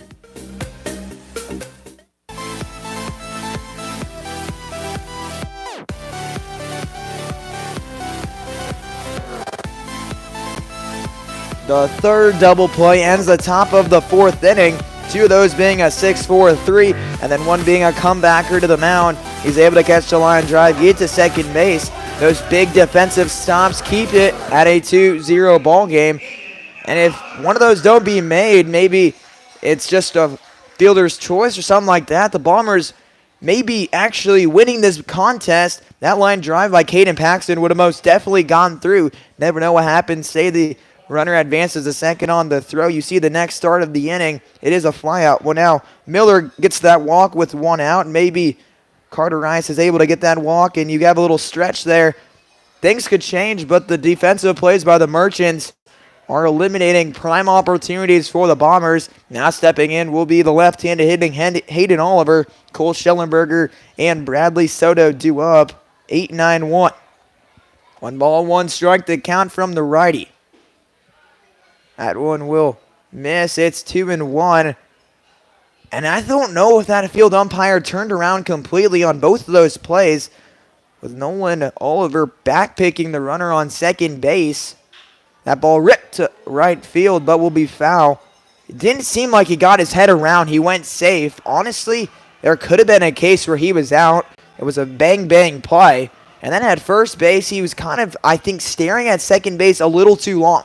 I don't know if he fully turned because it was a very delayed call. I really don't know if he was expecting that throw to first base because Kendry De Los Santos threw it really off balance, and those situations come and could haunt the Bombers here. It could have been a situation as well where he called it on interference. I don't know. I didn't see an interference call from up here, but 3-2 the count from Roar to Hayden Oliver. Oliver reached on hit by pitch back in the second inning. That ball will be hit to right side, and we'll put Oliver on first base. He'll round and turn back to first. 1-for-1 night now for Oliver. And we'll see if that leadoff hitter comes around to score. They started the first inning with a leadoff runner. They loaded the bases. Were not able to get any further. But they're in the third inning. They were able to get the leadoff on. He comes around to scores. Gavin Gonzalez and Shane Cowan scored in the third inning thanks to a double off the bat of Nolan Oliver. A single from Hayden Oliver starts the fourth inning. Cole Schellenberger steps in. The 0-0 pitch is a bunt shown, puts the bunt down the line. Oliver stole on the pitch. And it's one of those situations when you're attempting for a bunt, I don't really like to steal the runner. Only bad things can really happen when you steal the runner and put a bunt down. If it's a good bunt, you're going to get the guy to second base anyways. Now, it is a situation where you want to get that first to third movement, but if you have a proper exchange defensively, say Vickers tries to get the ball, he can't. Dalton Miller picks it up, goes across. Vickers is already heading to third base. So here's one of those situations where you're really not going to get that first to third movement. You lay a bunt down, you pop it up, and just like that, a leadoff hitter's a race and you get double play. So those are some situations that I really don't like the stolen base and bunt. They'll stay put there. With a pitch out there, it's now 1-1, and that's also, you don't steal back-to-back times after you've shown your card of already showing a bunt and steal. Just because you know a pitch out could be coming, and say Schellenberger has to try to bunt that, only bad things can happen there. So 1 ball, 1 strike. Oliver gets his lead at first. He'll pop this up. He'll wind up out of play. Just like that, it's 1-1. Say 1-2. And now do you take that bunt sign off? They're just things to think about in the baseball world. People think differently. Well, if we lay a bunt down, we may be able to steal a bag. Well, also, you're kind of maybe possibly ruining that leadoff hitter. We'll see if that failed bunt attempt helps the Merchants. It does not. Roar gets strikeout number 3 for the first out in the fourth. Schellenberger goes down twice via a strikeout, 1 looking and 1 swinging. Now stepping up will be Bradley Soto, 0-for-1 on the day. He reached on a single in the first inning and then grounded out in the second to end the second inning. Hayden Oliver got a hit by pitch in that inning, but was unable to advance with a strikeout and a ground out to follow. The righty set the 0-0 pitch back up the middle. Diving effort by Raton. He's able to make contact with the ball with his glove, but not able to keep it in front of him. A single there for Bradley Soto. And now the Merchants have another scoring opportunity. Runners on first and second with 1 out. And not the man you want to be facing if you're the Sedalia Bombers. Gavin Gonzalez, a dangerous hitter. He could make a huge impact in this contest. He's made many big impacts in many games this year, putting the ball in the gap, putting the ball over the fence as well. Currently second in the league with home runs. Tied for second, I should say. Jarian Pickney and Dalton Miller at the top with 5, and Gavin Gonzalez right below that with 4. Kendry De Los Santos with 3. He sits in third place. That pitch misses away. 2 balls, no strikes, and I understand this. You kind of want to pitch around their best hitter. You don't want to give him a middle fastball because he can deposit in a gap or over the fence. Roar will look to second base. The 2-0 will be a fastball hit there, and Gonzalez rips one down the line. Miller will get around it, and they'll throw it in. And now they're stuck. They'll see. Paxton throws it to second, first base. Raton gets the tag down, and he gets him. It was a ball ripped down the line. Gonzalez put his head down. Oliver waited too long there to turn and see it was down. It would have been a stand-up double with nobody on, but Oliver had to be held up there because the throw got in quickly and he stuttered there for a second. Oliver there out on the back pick there, and you saw Raton. He yelled at Paxton very late like, hey, I'm here. Throw it back to me. And that eliminates a big opportunity. This one fouled off. It's 0-1. That could be a play we go back to if the Bombers are able to win this and be like, say Oliver does not stutter there and it maybe gets halfway down the line. He scores standing up basically. And now they have runners on second and third and maybe swipe another run. Or set the delivery home will miss low. It's 1-1. So Fernando Espinal on the day 0 for 2. A line out and a fly out, 1 to right and 1 to left. He's put the ball in play in the air. That ball down the line had a possibility of extra base hits. Russo just read it well off the bat. And the off-speed pitch there, framed for a strike. It's 1-2. Then Roars another pitch away from getting to 0 on the board. The Merchants have been putting pressure on him. We'll see if he can erase another scoring situation. 1-2 the count, 2 outs. The delivery home will be a line drive right at the shortstop, Rice, and that will end the inning. Able to snag that line drive, and the Bombers erase 2 runners. 2 big hits are all for naught. The Bombers and Connor Rohr escape danger and keep this game right where it's at. 2-0 the score. We're moving our way to the top of the 5th inning. You're listening to exclusive coverage of Bombers baseball on the Show Me Sports Network. Seeking to express your unique style? How about healthier, clear skin? Look no further than Mary Kay. For more than 60 years, Mary Kay has been offering a wide range of high-quality makeup and skincare products that empower you to shine and stand out in any setting. From luscious lipsticks to vibrant eyeshadows, flawless foundations to glowing highlights, moisturizing serum to blemish and acne regimens, Mary Kay's got you covered. If you don't have a Mary Kay beauty consultant, then I've got you covered. To get your best skin, call me, Cassandra Gazway, today at 417-684-2667 or visit online at marykay.com/Cassandra Gazway. There's no better way to celebrate a special event or show someone just how important they are to you than gifting them something handcrafted from Country with a Heart. Handmade in mid-Missouri, Country with a Heart specializes in hand-built woodworking projects for every occasion. Their design collection includes children's furniture, doll furniture, household items, holiday decor, outdoor decorations, custom projects, and everything in between. To view their full inventory of projects, visit countrywithaheart.com and find them on Facebook by joining the Country with a Heart group page.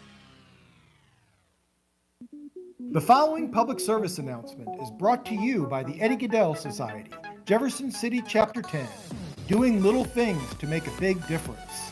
Want to make a big difference in your community? Be kind to others, drive safely, and put litter in its proper place. Join us in celebrating Eddie Gaedel's historic Major League appearance as a member of the St. Louis Browns by doing something nice for someone today. Take a walk, Eddie.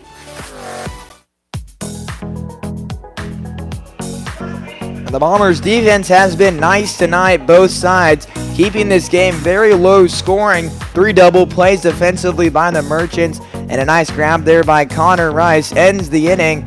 they're able to put some pressure, but we go back to that play. Oliver hesitated just for a second, therefore not being able to come around and score. Gonzalez was out on the back pick attempt. Ground ball hit from Paxton. Espinal fields it across the middle. He'll fire it to first base. Picked out of the dirt by Schellenberger for out number 1.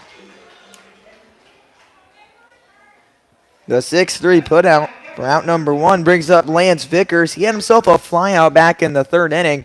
2-0 our score. 5 hits for the Merchants and 4 for the Bombers. They're able to get 2 in the 1st, 1 in the 2nd, and we're able to get 1 back in the 4th inning. The Bombers have had base runners. Now they just need that hit to get 1 across at least in this inning and just push the envelope and possibly get to this Merchants pen. That one will be swung on and missed there. It's 0-1. Lance Vickers was unable to reach with the flyout. Now we'll see if he can find a way to start a rally with a 1 out. Maybe he's able to get on and send it to the top and have the top do some work. Culbertson set the 0-1. He'll slip on that pitch and he'll miss the zone. 1-1. So he planted his foot there and it kind of looked like he rolled. Maybe didn't get a firm down the mound. Maybe that got that cleat stuck when he put it in the ground. Another ball hit to the shortstop, Espinal. He fires that one there, showing off the arm strength there for out number 2.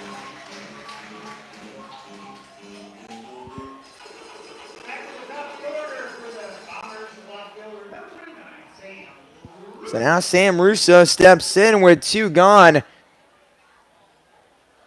The Bombers have done some work with 2 outs before. Tonight seems like tonight the Merchants have escaped danger multiple times. Don't know if a 2-out rally can happen. They've had some big plays that erased opportunities, a line drive comebacker, some big double plays. And that one will be fired and miss the zone. It's 1-0 to Sam Russo. 0 for 2 on the night, a fly out and a ground out. He's been a guy that's gone on later in the ballgame after he sees a couple pitches. He wastes no time. And that one will miss upstairs. It's 2-0. This guy's willing to walk. He's going to put the ball in play.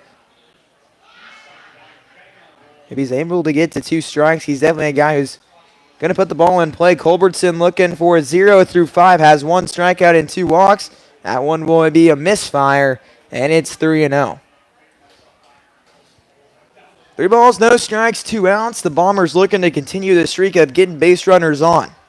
They've gotten 1 on in at least every inning, and have gotten multiple on in every inning but the 3rd. They'll get 1 on here with 2 outs.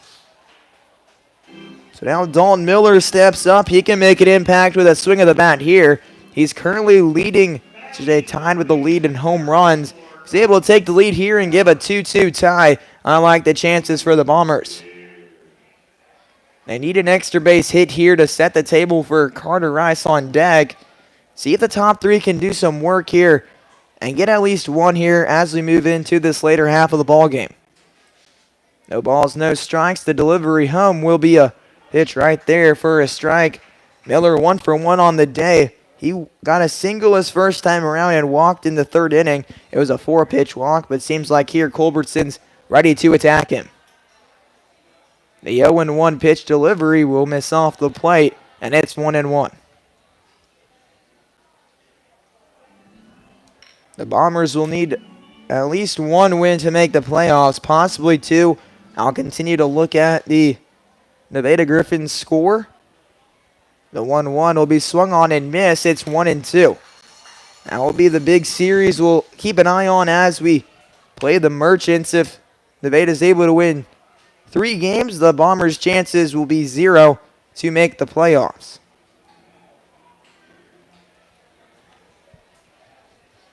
One ball, 2 strikes. The lefty delivers home. And that will be there for strike number 3. A dotted fastball on the outside part of the plate ends the 5th inning. And we move on to the bottom of the 5th inning. Culbertson able to get the strikeout. You're listening to exclusive coverage of Bombers baseball on the Show Me Sports Network.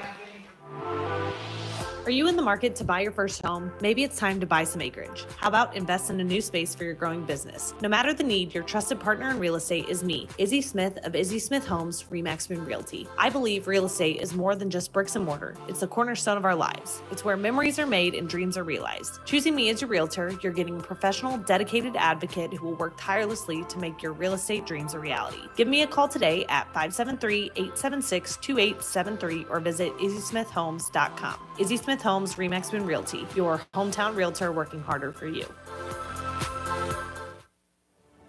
Last Sentinel Firearms is your federally licensed and registered Type 7 FFL manufacturer dealer in Missouri, providing quality products to all types of sports enthusiasts, law enforcement, and individuals across the nation. Orders are currently being fulfilled, offering custom-built pistols and rifles from the AR platform made right here in Missouri. Visit their website at lastsentinelfirearms.com or call them at 417-684-7202 to find out what they've got for you. Last Sentinel Firearms, you are your last line of defense. Hi, I'm retired Army Sergeant Trent Dirks, and I want to tell you about an organization that saved and changed my life forever. Retrieving Freedom provides highly trained service dogs to veterans with disabilities and children with autism, absolutely free of charge, thanks to the generous donations and support from people just like you. Experts from Retrieving Freedom help throughout the entire process, from fostering programs through service. All right, we move our way on to the bottom of the fifth inning, with Connor Rohr back on the mound for the Sedalia Bombers as they look to get into this contest. A line drive ground ball hit to the shortstop. A little offline throw is able to apply the tag as Paxton for out number one. It was a one-hopper. It looked like it was going to be a shortstop. Rice went back on it, was able to field it on a hop, got it across for out number one, and now the catcher, Shane Cohen, steps in.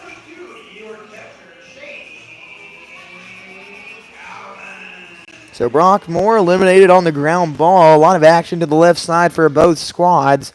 So now Shane Cowan steps in, was able to reach last time around on a single. He came around to score as well. That one will miss inside.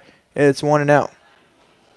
It was a ball that had a chance of getting an RBI attached to it. The left fielder Russo got there quickly. Martinez held him up. And it was a good call. Oliver delivered for the Merchants to give them that 2-0 lead. That ball will miss low and in. And Cowan ahead of the count at 2-0. So Connor Rohr so far, 4 1/3 innings, 2 earned runs, 3 Ks, and 2 walks. If he's able to get across this 5-inning mark, exactly what you want out of your starting pitcher. That one misses low. It's 3-0. On the verge of giving a free pass in this inning. Gave up a free pass back in the first inning. Gave a hit by pitch in the second, a hit by pitch in the third. But the Merchants were put to work and got 3 hits in the last inning. That one will be in there for a strike. It's 3-1. There was 3 hits in that inning. 2 of those solid contact. That will miss wide. It's a walk there. Gavin Gonzalez's ball was smoked. Was able to get down. But then some miscommunication, some running miscues led to an out there. That might be a play we go back to. I'm going to continue to say that. The Bombers are able to get some more across. They've had base runners.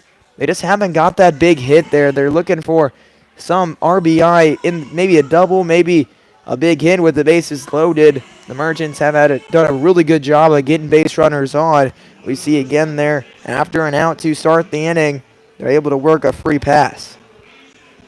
So Vickers walks out to the mound and comes back home. Nolan Oliver steps in, 1 for 2 on the night, 2 RBIs. Came up his first time around, bases loaded, and just a single pitch. Hit a ground ball to Connor Rice. He flips it for the out, and then we fast forward as another RBI situation, and that time he delivers. This one will be a high fly ball in that triangle. Russo able to call everyone off, and he'll get there right behind the shortstop to make the play for the second out. There was a major league fly ball there. And that is a left fielder's ball if he's able to get there, obviously. That's a long way for that left fielder to get there. Sometimes, say a majority of the time, you see that shortstop catch that. Rice got out of the way when he heard Russo yelling ball, ball, ball. Kendra De Los Santos swings through that one for a strike. No balls, one strike. Currently 0 for 2 on the day. And De Los Santos, couple of flyouts, one to center field and one to left. The 0-1 pitch will be a ball ripped to left field. Miller tries to climb the ladder. He does not. And it will be a single there for De Los Santos, a 1 for 3 night.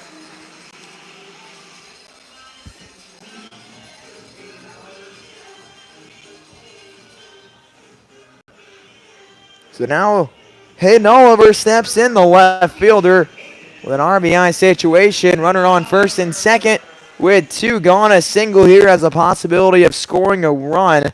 They've already seen him once, though. J.D. Martinez held the guy at third base and allowed the next guy to swing the bat, and it paid off. We'll see if that's a continued trend or he's going to force a defensive play on the Sedalia Bombers. So no balls, 1 strike, 2 outs. Roar trying to eliminate some more base runners. The Merchants have been finding ways to get on.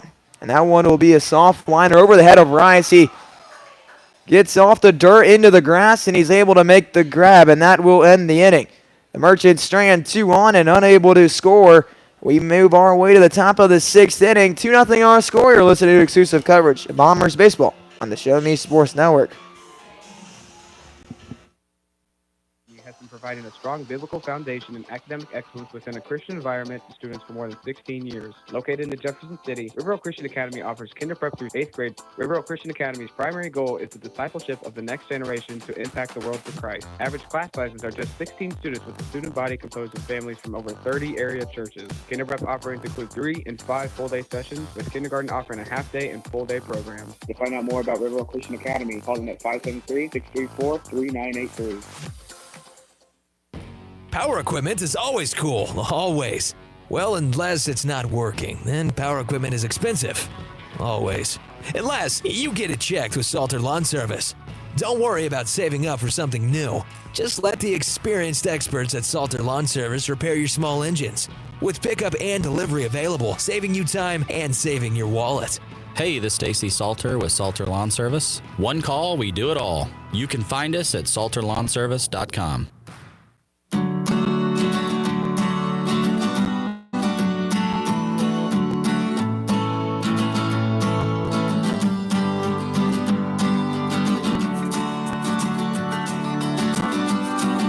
We make our way on to the top half of the 6th inning. Carter Rice steps in at the plate. He's looking to find a way on and start this inning off right. He reached in the 1st inning with a single, but he flew out his last time around to end the 3rd inning. 3-4-5 due up. Carter Rice, Connor Rice, and Jaden Roberts. Let's see if the Twins can get it started for the Bombers in the top half of the 6th inning.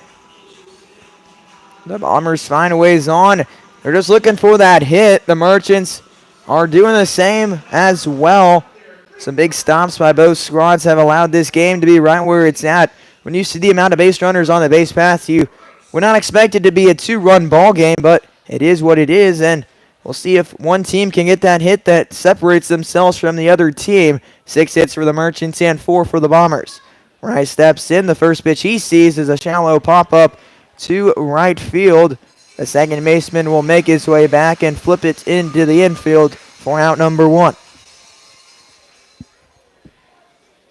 So one pitch eliminates Carter Rice. So now Connor Rice will step in after his brother pops out. We'll see if he can find a way on. I'd say in these next few innings, the Bombers will need one to score. They're a team that surges late and has put up runs later in the ballgame. That one slicing down the line. It will be fair. Rice will turn to second base. Gonzalez picks it up, but Rice will retreat to first. A hose there from Gonzalez will keep Rice on first base. They're able to get hit number 5 on the board and get another base runner in the 6th inning. Now Jaden Roberts steps in. He's been a guy who's able to put one out. He's been a guy, when he makes contact, it's going to be hard. It's not going to be soft. And that's what the Bombers need here. He's 1 for 2 on his afternoon. They get a single back in the fourth inning. A lefty, Culbertson, will pick off the third one we've seen. Second one to Rice, and he'll dive back in safely. Colby Culbertson trying to finish 6 innings with that 0-run mark, has 2 strikeouts with 3 walks. No action in that pen for the Merchants. So they're setting up a great opportunity for the next few days if they're able to maybe use 1, maybe only 2 guys. That one will miss off the plate. It's 1-0. And especially after a game where you play extras and you have to go 3, 4, 5 guys into your bullpen, you need some days like this where you can get some big innings from your starter. That one will be blocked by the catcher, Cowan, and it's 2-0. They used 5 pitchers yesterday. Their starter, Braden Billings, was able to go 4 1/3. Rice gets his lead off of first base. The lefty will look at Rice. A 2-0 delivery. Be a fly ball to left field. Back going the left fielder. Oliver to the fence. It's out of here! A 2-run shot off the bat of Jaden Roberts. And it's a 2-2 contest here in Carroll. That's the guy that could change this game with one swing of the bat, and he did it right there. Was able to put that one out there, got it in the jet stream, and was able to push it out. We're tied here now in the top of the 6th. That was the hit that the Bombers needed to tie it up. They were looking for that big hit, maybe with runners on, maybe with just to start an inning. That's the first extra base hit of the day, and that's the perfect time for that with a runner on. And now it's 2-2 the score, and now we see some action in that Carroll pen. A lefty will get set. Culberson will try to settle back in after the long ball, playing in the Bombers' favor. He's a guy that I said before that at bat has the chance. And he showed it there, able to smash home run. Number 2 on the year. Say number 3. Yeah, number 2 on the year. And now after that ball, the catcher Cowan will head out to the mound and try to get his starting pitcher a little break, and that maybe that relief pitcher to get up and get loose.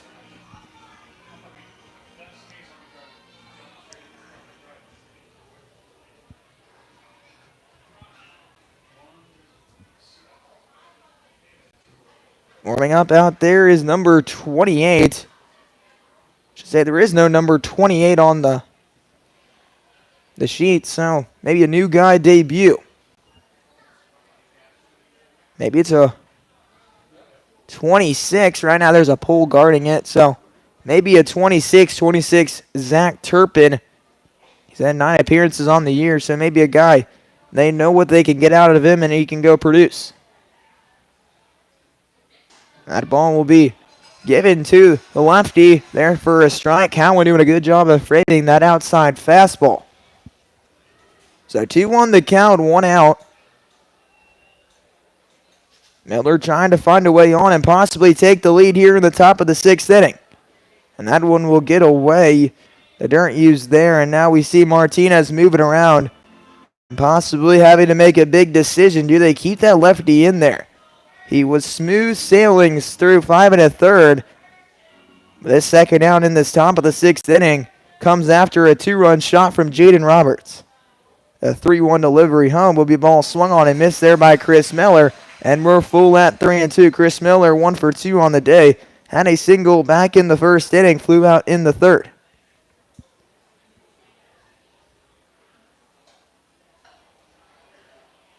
Just a grounded out in the 4th.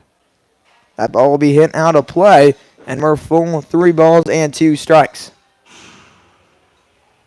3 balls, 2 strikes, 1 gone. The Bombers can get that go-ahead run on base and try to fire on all cylinders moving to this last third of the contest. The 3-2 home will miss wide, and Miller does the job. Miller finds his way on with a walk, and it will keep his line at 1 for 2 on the day. So J.D. Martinez will head to the pen after the walk. The home run and the walk knocks him out here in the 6th inning. We're going to take a short break with the pitching change. You're listening to exclusive coverage of Bombers baseball on the Show Me Sports Network. Creating custom, handcrafted woodworking projects has never been easier. Become a member of Sawdust Studios and enjoy 24/7 access to a woodworker's paradise. Outfit with industry-leading professional-grade tools, Sawdust Studios offers endless woodworking possibilities. Don't have woodworking experience? No problem, as Sawdust Studios offers affordable classes from a community of woodworkers, experienced designers, and master craftsmen. Youth classes are also offered for those junior woodworkers. For more information, search Sawdust Studios on Facebook or find them online at sawdust247.com. Sawdust Studios, your community woodshop.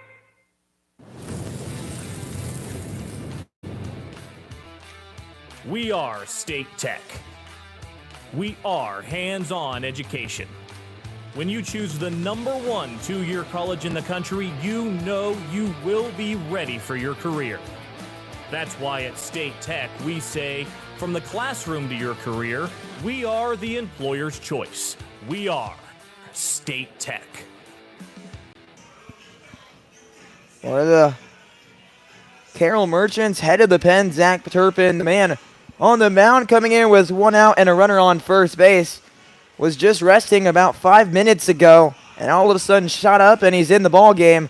Just like that, relievers, that's how it works, and can sometimes put you in some tricky situation. Maybe he's not 100% ready, but he's been a guy who's been consistently around that 1-2 inning a mark. He's gone 2 innings like 3 or 4 times, has gone 1 inning or less here and there, but they're going to look for some long innings with maybe 2-3 innings left of this ball game that he can pitch. He's not a guy who's going to give you that 3-4, a long relief mark, possibly like Braden Beckman. Braden Beckman's been a guy the Bombers have turned to. He's not currently here in Iowa, but it's been a guy that they turn to get that 3-4 innings that maybe you don't get from your starter. Maybe you need him to go that little extra length here. Zach Turpin, it appears he's a guy who is going to give you a 2-3 innings max and set the table for your setup guy, possibly your closer. Now Ryan Rattone steps in. Zach Turpin on the year. He has had 10 appearances, 0-1 record, 11 1/3 innings. Has 3 earned runs, given up 13 walks, 12 strikeouts, a 1.59 whip, a 2.38 ERA.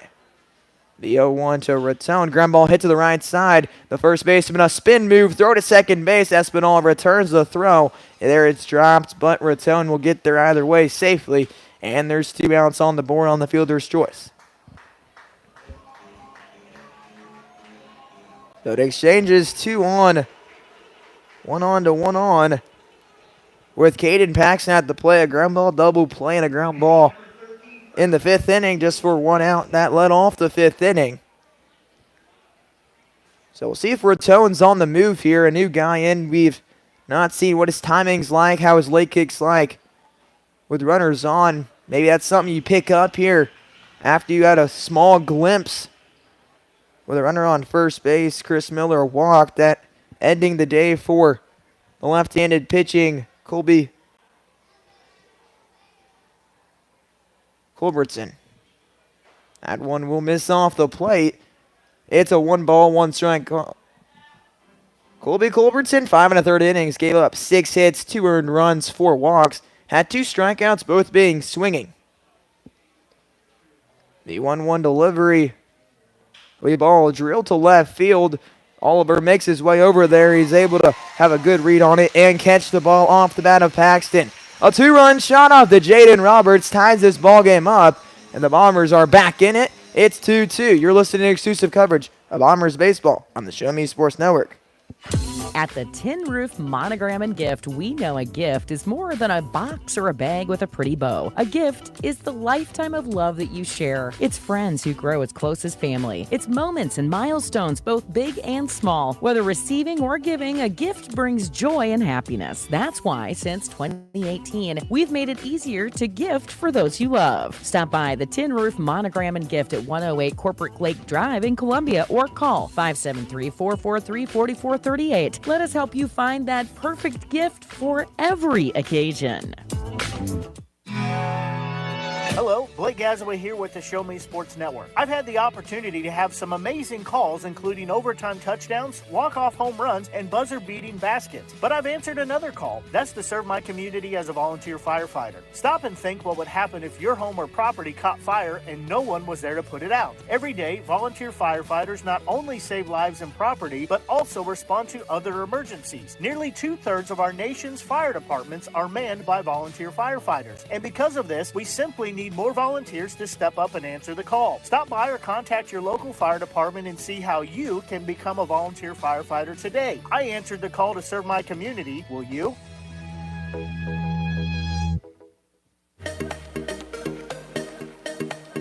The Bombers will go to the pen here, as now the day for Connor Rohr has came to an end. 5 innings, 2 earned runs, had 3 strikeouts and 3 walks. So we will be ready to go here.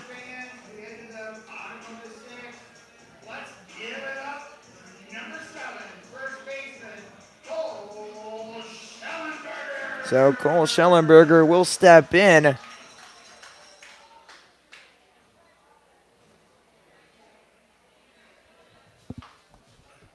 Another nothing pitch home is swung on and missed there. It's a ball and 1 strike.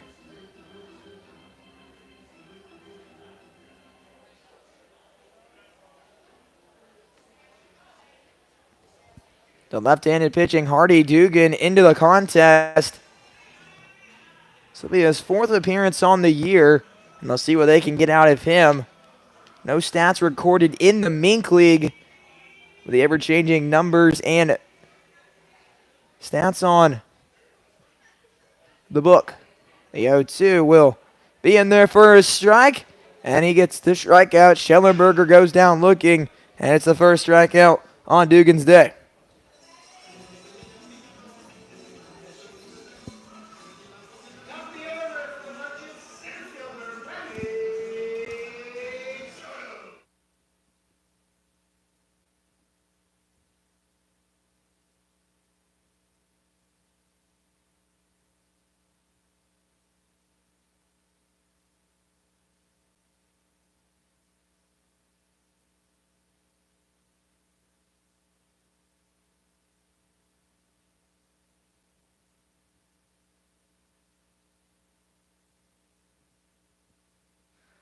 So that one will be in there again. Dugan wastes no time to get in the zone. No balls, 2 strikes to count. Hardy Dugan coming in. I had to tell the PA guy and also the trying to find the stats guy. Currently, they still have Connor Rohr in the ballgame. But it's Hardy Dugan. He's able to get his first strikeout of the contest. Trying to go back-to-back here. Bradley Soto, 1 for 2 on this evening. Has a walk and a single. A 6-4 ground out back in the second inning. That ended that threat. The 1-2 pitch home just misses off the table, and it's 2-2. A great spot there for the changeup. Was able to throw that right in a place where it looked like it was going to be on the edge, but Soto had some good eyes there and took the pitch. It's 2-2. The 2-2 delivery will be swung on and missed. Hardy Dugan, 2 batters, 2 strikeouts, and there's 2 away in the 6th.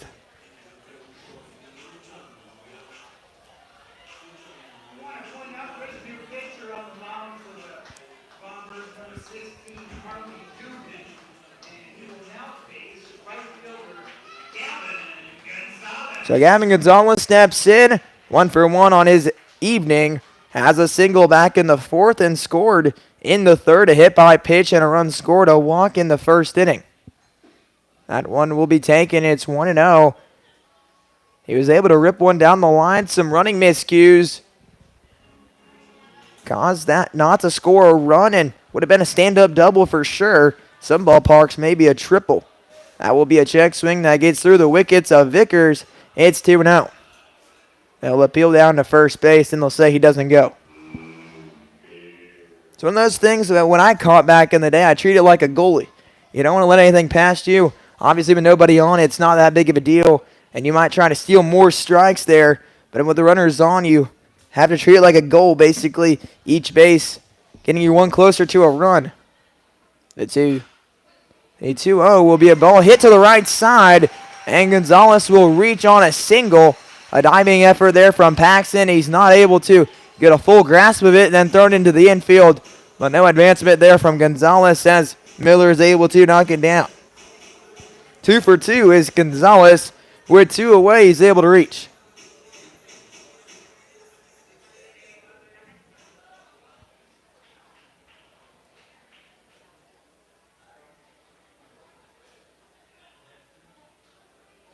So I don't know what just happened. The umpire in the field headed his way towards the dugout of Carroll, and now he's talking with Martinez. We'll see if some player got tossed or what the call that's going on with. Maybe it's with players walking back and forth with the dugout. Stuff like that. Maybe some umpires are a little stricter with others. Maybe don't get out of the dugout here. Very nice facilities in that dugout. You have kind of a upper level and a lower level with the dugout bench. And now you have that little upper part, kind of like a Major League Stadium where you can stand on the ledge. You have a nice comfy cushion to put your arms on, stuff like that. So the meeting will adjourn with J.D. Martinez and the umpire. And with 2 away, Fernando Espinal will step in. Gonzalez able to reach on a second single of the day, and that pitch will miss wide, and it's ball and no strikes. Espinal steps in, 0 for 3 on the day, but could change that with a ball in the gap here. It seems like the ball doesn't travel well in the gaps. For some reason, the way it works out, obviously that home run hit the left field. That's kind of where that wind stops. It seems anything further right of that, it's going to be more of pushed out to that deeper part of the field and most likely caught in a flyout, 1 ball, 1 strike with 2 gone. Just very different characteristics between every field. The ball may look like it flies somewhere and then doesn't there. The 1-1 will miss wide. It's 2-1. Even though Liberty Park is kind of a smaller field, plays very big in the Mink League, a lot of those home runs are to right field. That kind of shorter wall in that corner. The 2-1 swung on and missed, and it's 2-2. It's one of those situations where you hit it to one part of right field, you're hitting to the deepest part, and then it immediately goes to that shorter part. We about had a walk-off win for the Bombers versus the Renegades. Miller got a hold of one that I thought had a chance, but it was hit to the deepest part. A pop-up here. It'll be pointed out by the pitcher. Miller will call it off a jump, and he's able to get there for out number 3. Miller takes control of the situation. That ends the inning. We're tied 2-2, moving to the top of the 7th. Let's see what this last third of baseball has in store for us. You're listening to exclusive coverage of Bombers baseball on the Show Me Sports Network. Throughout the course of any game, different actions stand out to different people. But everyone remembers a walk-off, especially if it's a walk-off wood bat. Handcrafted right here in Missouri, Walk-Off Wood Bat Company bats are made with premium-grade maple, ash, and birch, fully customizable to make it truly yours. From the length and weight to the barrel and handle color, you're able to customize every feature of your wood bat, including personalized engraving with a 45-day warranty. In addition to selling custom handcrafted bats, they also offer a selection of bat accessories, including lizard skin bat grips and batting gloves. To help find your confidence at the plate, give Walk-Off Wood Bat Company a call at 816-261-1014 or visit wowbats.com. Since 1951, Ren's Automotive has been the leader in complete automotive and tire services, proudly serving the Ashland community and southern Boone County area. Servicing all makes and models of vehicles, customer satisfaction is their top priority. If your vehicle leaves you stranded, no need to worry, as Ren's Automotive offers 24-hour towing services. To schedule an appointment, call 573-657-4614 or stop by and see Terry, Peggy, Derek, and the crew at 124 East Broadway in Ashland. Ren's Automotive, your full-service automotive repair shop for over 70 years. Are you in the market to buy your first home? Maybe it's time to buy some acreage. How about invest in a new space for your growing business? No matter the need, your trusted partner in real estate is me, Izzy Smith of Izzy Smith Homes, Remax Moon Realty. I believe real estate is more than just bricks and mortar. It's the cornerstone of our lives. It's where memories are made and dreams are realized. Choosing me as your realtor, you're getting a professional, dedicated advocate who will work tirelessly to make your real estate dreams a reality. Give me a call today at 573-876-2873 or visit izzysmithhomes.com. Izzy Smith Homes, Remax Boone Realty, your hometown realtor working harder for you.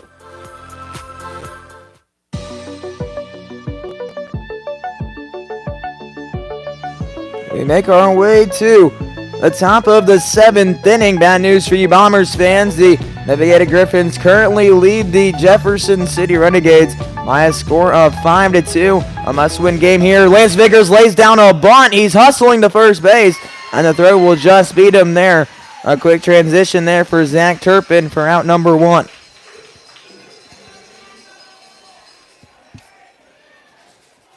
So 1-3.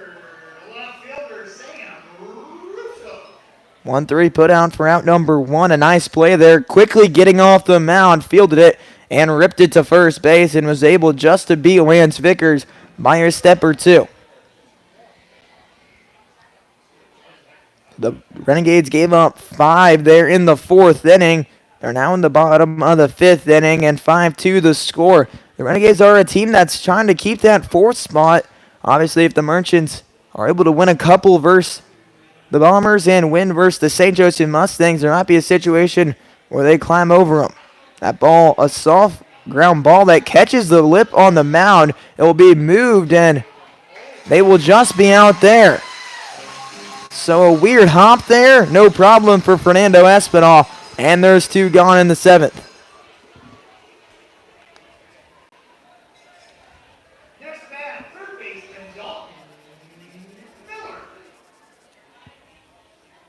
So now Dalton Miller steps in, and the Bombers try to keep a streak alive. They've been able to get a base runner in the first 6 innings.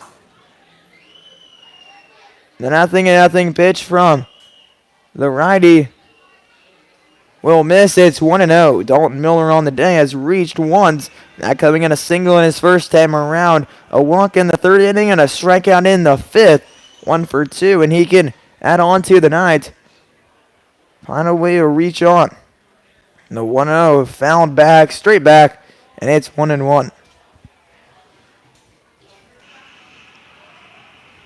So the Bombers needing some wins here down the stretch if they want to stay in an opportunity to make the postseason. Obviously, if the Griffins win tonight, the Bombers will need to win another ball game. That one hit to the right side. Gonzalez charges, but will not attempt to throw to first base. Miller will reach, and the Bombers will continue the streak of getting a batter on in every single inning. And now with 2 outs, stepping in will be Carter Rice. So 7 hits for both sides, 2 runs for both sides, and still great defensive efforts. No errors for either defense. Miller gets his lead off of first. The pitch home to Rice will wind up in the zone. It's a ball and 1 strike.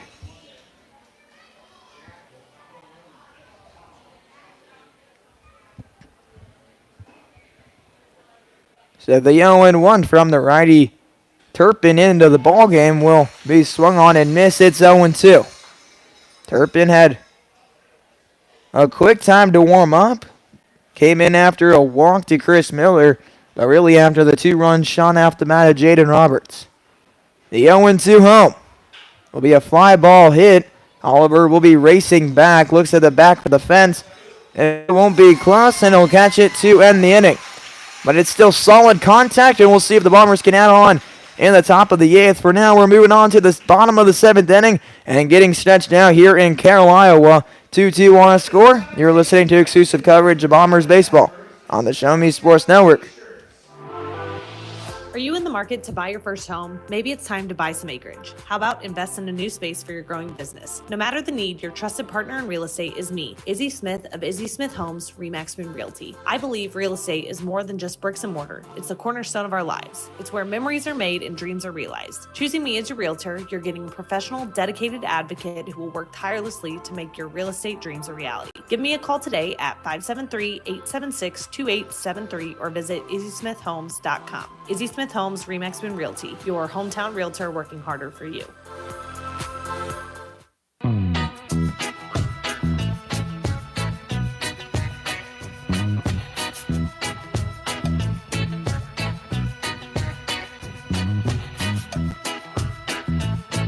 Moving on to the bottom of the 7th inning. The Bombers back to defense. They're able to get a base runner, unable to put one across. They currently are tied with the Carroll Merchants, 2-2 the score. As I said, the Renegades and Griffins are still 5-2. The Griffins are on a push. Runners on first and second with one out. And still on the mound will be Hardy Dugan as he faces Brock Moore and Shane Cohen and Nolan Oliver. 4-5-6 due up for the Carroll Merchants. And he'll find the zone in pitch number 1. It's no balls and 1 strike.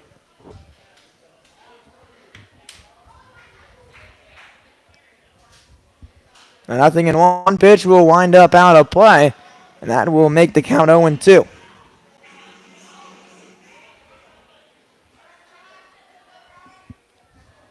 So no balls, 2 strikes. The lefty will get set and deliver home. That one will miss wide. It's a ball and 2 strikes.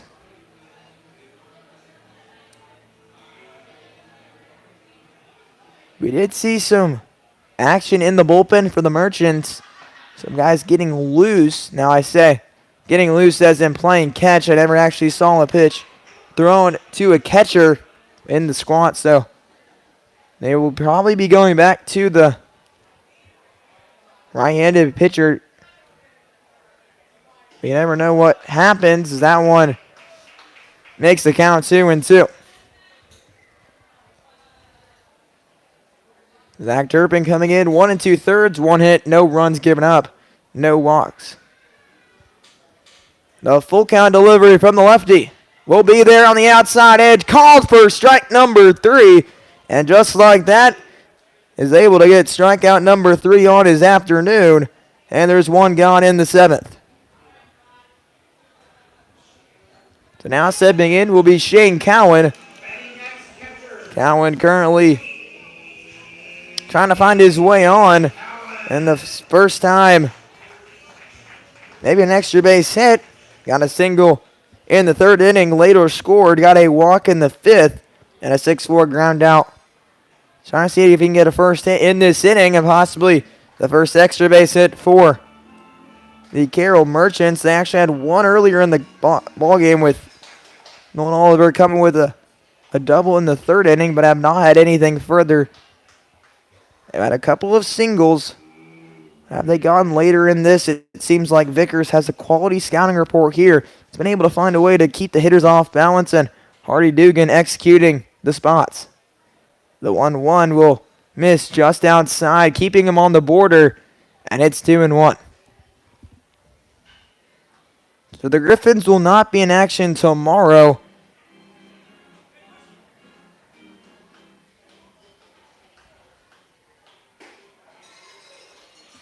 That one will miss. It's 3-1. They will have 2 more games after tonight. Those both on that Sunday, July 20th. That could be a make or break situation for postseason baseball. 3 balls, 1 strike. The pitch home will be fouled off, and we're full 3-2. We could have a very similar playoff to last year's. The standings are possibly to be the same. It was a 3-6 matchup, 4-5 matchup, I should say, between the Bombers and the Chillicothe Mudcats. This year it'd be a 3-6 matchup, and last year the Merchants took on the Jefferson City Renegades. Currently, that is the matchup in store, the same location, but that was a 3-6 matchup, so a little different in the standings, but possibly a same bracket as Nevada finished last year, right behind the Warren County Crop Dusters, who are no longer in the league. A walk there from Shane Cowan with 1 out. The delivery home blocked there by Vickers, and no advancement. Oliver came in clutch earlier in the 3rd inning, a double. Was able to rattle off the 2 RBIs on the board. But since then, they have been shut down. They've been able to get some base runners into scoring position. Just need that hit.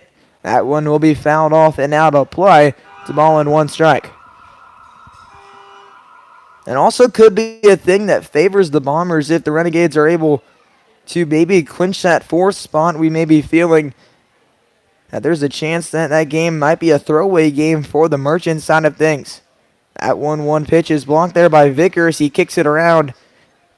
Some soccer skills on display. Picks it up and throws it to the pitcher. It's 2-1. 2 balls, 1 strike. The Merchants sit with a 14-18 record. The Renegades sit with a 16-16 record. That one will be a pop-up, shallow right field, where the second baseman, Raton, is able to field it, does not make the throw to first base. And now there's 2 gone on the pop-up by Nolan Oliver.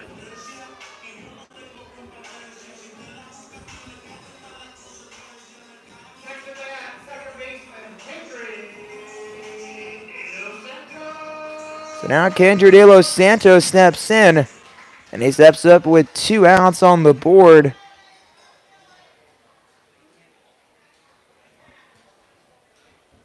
Lefty set, the delivery home will be a ball hit to left field, and that might get over the head of Russo. It will not. He's able to make a great route to it and wind up catching it to end the 7th inning. Kendra De Los Santos makes solid contact, but he's unable to get the hit to take the lead for the Merchants. We're tied at 2 heading to the top of the 8th inning. You're listening to exclusive coverage of Bombers baseball on the Show Me Sports Network. Seeking to express your unique style? How about healthier, clear skin? Look no further than Mary Kay. For more than 60 years, Mary Kay has been offering a wide range of high-quality makeup and skincare products that empower you to shine and stand out in any setting. From luscious lipsticks to vibrant eyeshadows, flawless foundations to glowing highlights, moisturizing serum to blemish and acne regimens, Mary Kay's got you covered. If you don't have a Mary Kay beauty consultant, then I've got you covered. To get your best skin, call me, Cassandra Gazway, today at 417-684-2667 or visit online at marykay.com/Cassandra Gazway. The Boone County Journal is the hometown newspaper of Ashland and Hartsburg since 1969. We know you're busy. Let us keep up with Southern Boone happenings for you. We cover social events, school sports, local government, Southern Boone history, obituaries, and more. Subscribe to the Journal today and get the paper delivered to your mailbox every Wednesday. Digital version also available. Call 573-657-2334 or visit bocojo.com. Independent and veteran owned.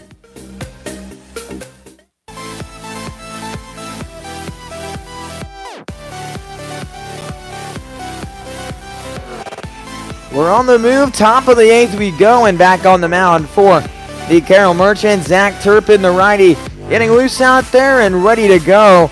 And he'll have to face Connor Rice to start. And after him, Jaden Roberts and Chris Miller. It was a big punch between Connor Rice and Jaden Roberts. A single from Rice and a 2-run shot from Jaden Roberts. And now we'll see if they can repeat that or possibly find a way to score in the top of the 8th inning. The Bombers need a win tonight now with the Renegades trailing the Nevada Griffins. If they lose tonight, they would need to win the next 2 contests or the Bombers will be eliminated. We're going to have our playoff bracket set in the bottom half. That one will be in there for a strike. Clinks off the mid of Shane Cowan, but either way, it's a strike on the edge, and it's 0-1. Connor Rice currently 1 for 2 on the day. Grinded down to a double play. A walk in the 4th and a single in the 6th. He's scoring as well. That ball will be fouled off, and it's a ball and 2 strikes to Connor Rice.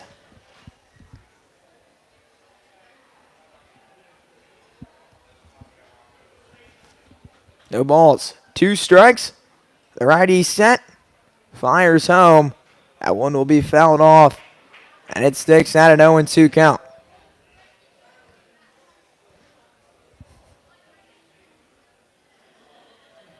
As I said earlier in the broadcast, this is where the Iowa smaller classes state championship is.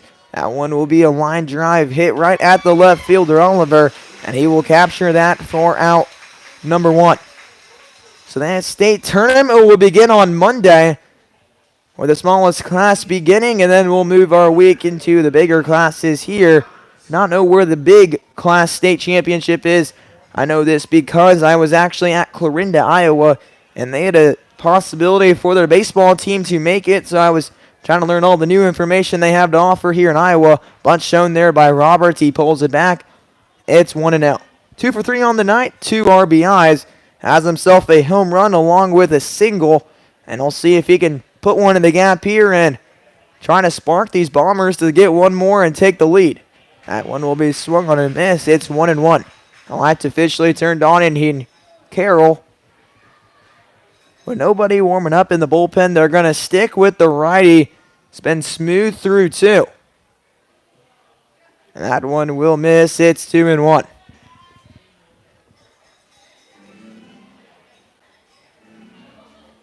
Two balls, 1 strike, 1 out. The righty will get set. And the 2-1 pitch will just miss. And it's 2-2. Was able to get the frame there and the call. Looked like Roberts got out of the way of that just a tad bit. Thought it was going to be in. But it winded up curving towards the zone. That one will not curve enough. And we're full at 3-2. 3 balls, 2 strikes. Roberts trying to spark a rally here in the 8th inning. 2 runs and 7 hits for both teams. The full count delivery from the righty. He'll be fouled off. And we'll redo this.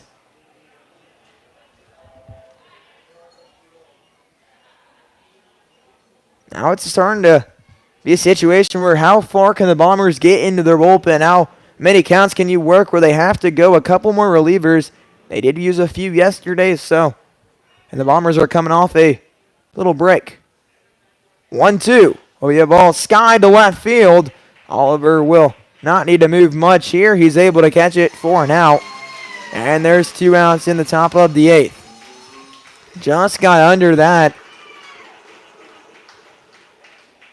Off the bat, and it had a possibility, but just got a little under that. Maybe is able to get a little more on top of it. It's at least a single, maybe a double. It was a hard hit ball. Now Chris Miller steps in with 2 outs. Would be the first 1-2-3 inning for the Merchants. 0-0 pitch will be in there for a strike. It's 0-1. Neither side has gone down in order. This would be the first. 0-1 delivery home. And it makes it 1-1. 1 ball, 1 strike.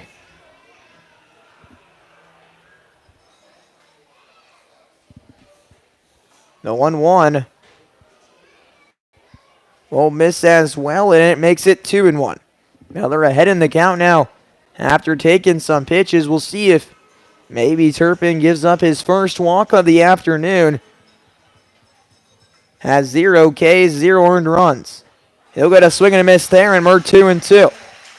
Turpin looking for strikeout number 1 to end the 8th inning and get the Merchants bats up. 2 balls, 2 strikes, 2 outs. The righty looks in. Cowan gives the sign. The delivery home.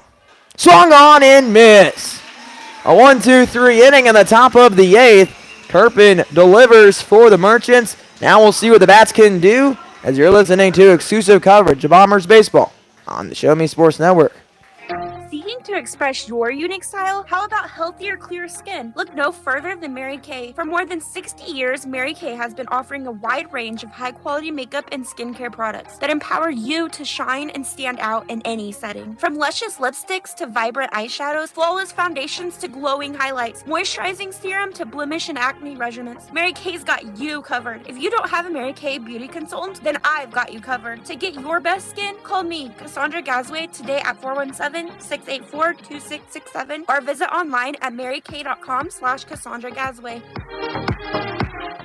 There's no better way to celebrate a special event or show someone just how important they are to you than gifting them something handcrafted from Country with a Heart. Handmade in mid-Missouri, Country with a Heart specializes in hand-built woodworking projects for every occasion. Their design collection includes children's furniture, doll furniture, household items, holiday decor, outdoor decorations, custom projects, and everything in between. To view their full inventory of projects, visit countrywithaheart.com and find them on Facebook by joining the Country with a Heart group page.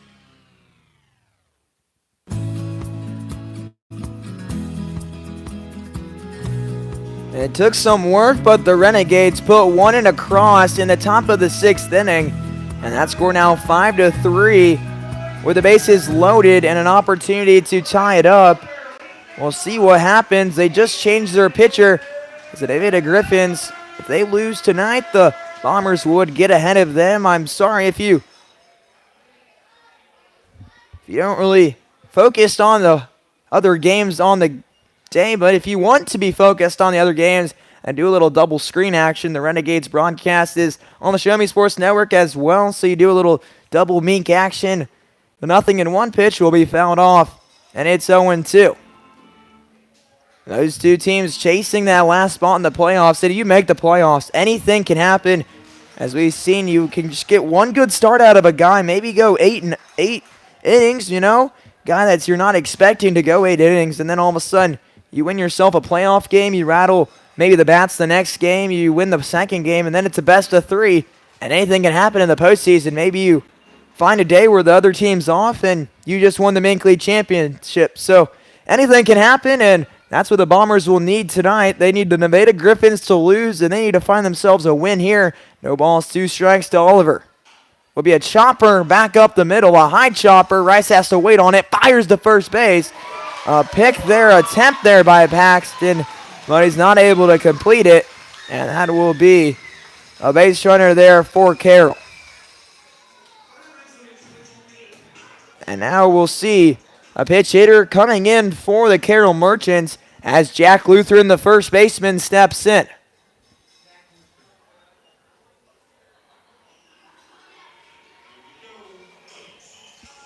So Jack Lutheran looking to contribute to the Merchants' offensive drive, and it may be a situation. It's a pitch bunter. Now we'll see if the Bombers go to that bunt defense here. You're looking for a guy to maybe get a bunt down, move the guy over. This is where situational hitting comes in clutch. Get a ground ball into that gap. Maybe force the second baseman Rotone to have to go to first base. Or you lay a bunt down and see what happens. They'll try to lay a bunt down. Pitch out attempt there. It's 1-0. And maybe that's what J.D. Martinez was thinking earlier. You send that guy on the bunt. Now immediately any bunt situation, you're going to have the Bombers pitch out. Maybe a 1-0 count turns into a 3-0 count. You take the bunt sign off. They take the bunt sign off, and it works to them. Vickers will wear that, and he'll block it. He'll go get it. And now we'll see if he's all right as he blocked that one. And it looked like that caught him in the leg. He'll take a deep breath. He'll walk around there at the backstop. 2-0 the count with no outs. And now that runner on second base.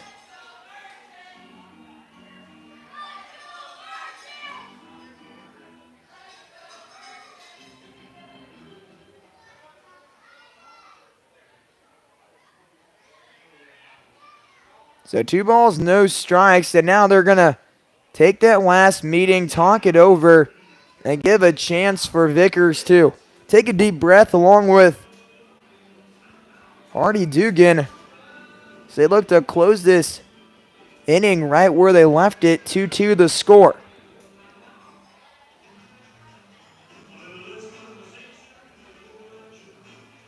So they will continue to talk out there, and no one's getting loose out there in the Bombers bullpen. So they'll break this meeting. They're maybe talking about what do you do on a bunt situation. Many teams have different bunt situations. Pitchers will cover here. Maybe here you have the pitcher cover that third base side, leave Dalton Miller over there, and maybe try to get a play at third base. Now, obviously, that'd be a very tough play, especially with a left-handed pitcher.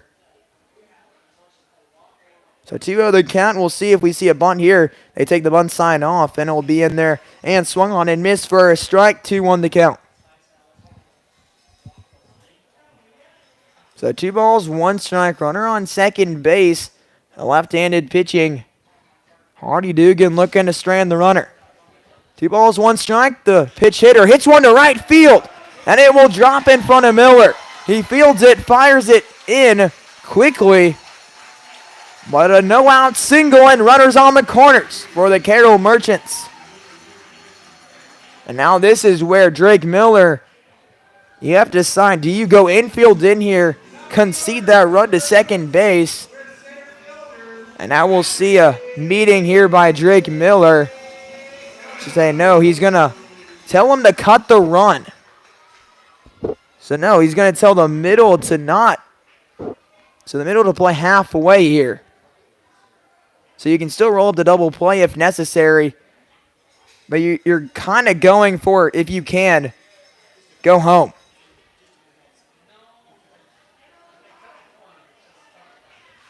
So no balls, one strike, ground ball through, could take the lead. And that one will miss off the plate, 1-1 the count.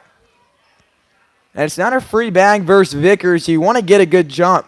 Now maybe a situation where, as the Merchants, you're conceding that out at second base. You're setting up a situation to possibly get one across and force two good throws. That one swung on and missed. It's a ball and 2 strikes.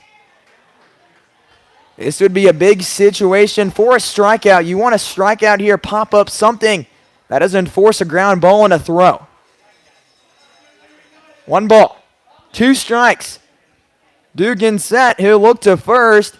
The 1-2 delivery home will end up out of play and keep it right where it's at.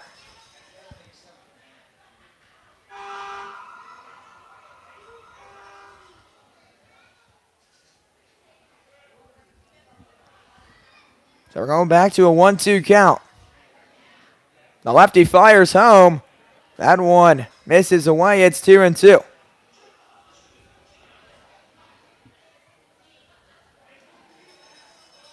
This also is a situation where you kind of want to get the man at the plate out and pitch around the guy on deck. The 2-2 misses. It's 3-2.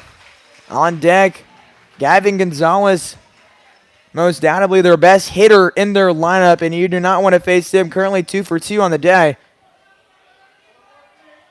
3 balls, 2 strikes. Fires home. That will miss. A walk there from Bradley Soto. And now they'll go to cut the run off at home. And now Gavin Gonzalez steps up with the bases loaded and nobody out. A swing of the bat could change this game drastically. They have 9 hits on the in this night ball game. This evening could change in one swing of the bat here. Put one in the gap and a couple score. And we could be looking at this completely differently entering the 9th inning. Can Hardy Dugan find a way? First pitch will miss. It's 1-0. 1 ball, no strikes. Nobody out. And now Drake Miller will make his way to the mound.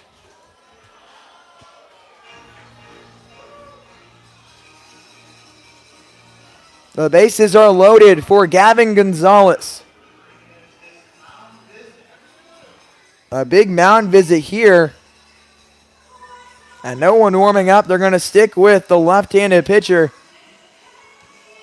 with 2-2 being the score. The Renegades were unable to put any more on the board, and they trailed the Nevada Griffins by a score of 5-3 in the bottom of the 6th inning. A lot of work for both squads if they want to find a way to make the playoffs. The Sedalia Bombers have had many opportunities to win most of their ball games. A lot of one-score games. A team that, if you're in a one-score game, they probably were on the opposite end of it. A lot of their games they've won are by multiple runs. And they'll see if they can find a way to get out Gavin Gonzalez and get a 0. The 1-0 will miss upstairs. It's 2-0.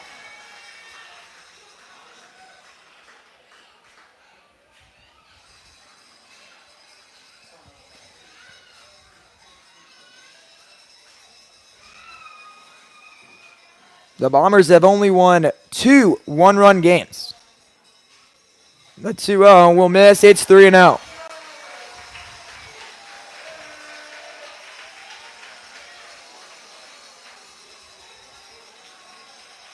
And they've lost 3 one-run games in just the month of July. Another ball scores a run for the Merchants. The 3-0. And he gets it in there for a strike. It's 3-1. A lot of work here to be done from Hardy Dugan. Can you get a pop-up? Can you get a strikeout? Can you get something that keeps it at 2-2? The 3-1. Ball hit to Rattoni. It gets through. That scores 1. They send Lutheran home. And he's saved. A 2-run RBI single off the bat of Gavin Gonzalez. And our score 4-2 in Carroll. A stand-up RBI single. The second runner didn't even need a slide. Snuck right under Ryan Rattone's glove. Right what you wanted. Right what you wanted. Right there's what you wanted, I should say, if you were a Bombers fan. You got the ground ball. But it was too hard hit. Rattone couldn't handle it. And hit number 10. Number 10 changes the score. Walks are the danger of giving up runs. We saw that there. How can they get out of it? Just like this. This winds up out of play. It's 1-1.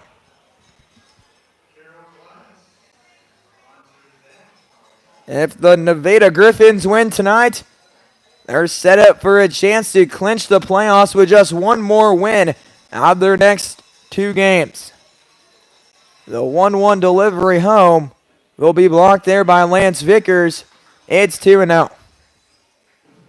A win tonight for the Nevada basically clinches them a playoff spot. The Bombers will need 2 more runs to keep this game alive. Just right now, runners on first and second with nobody out. The 1-2 delivery. A fly ball hits the left field. Did he do it? He did not. As that one's caught by Sam Russo. Tagged by the bases. They'll throw to second base and dug out there by Ryan Rattone. And it's 1 out with a fly out. Espinola thought he had all of it, but he didn't. And it puts runners on second and third. And again, the Bombers will need to go infield in or maybe walk the guy. Do you walk him to put that double play into effect? We'll see.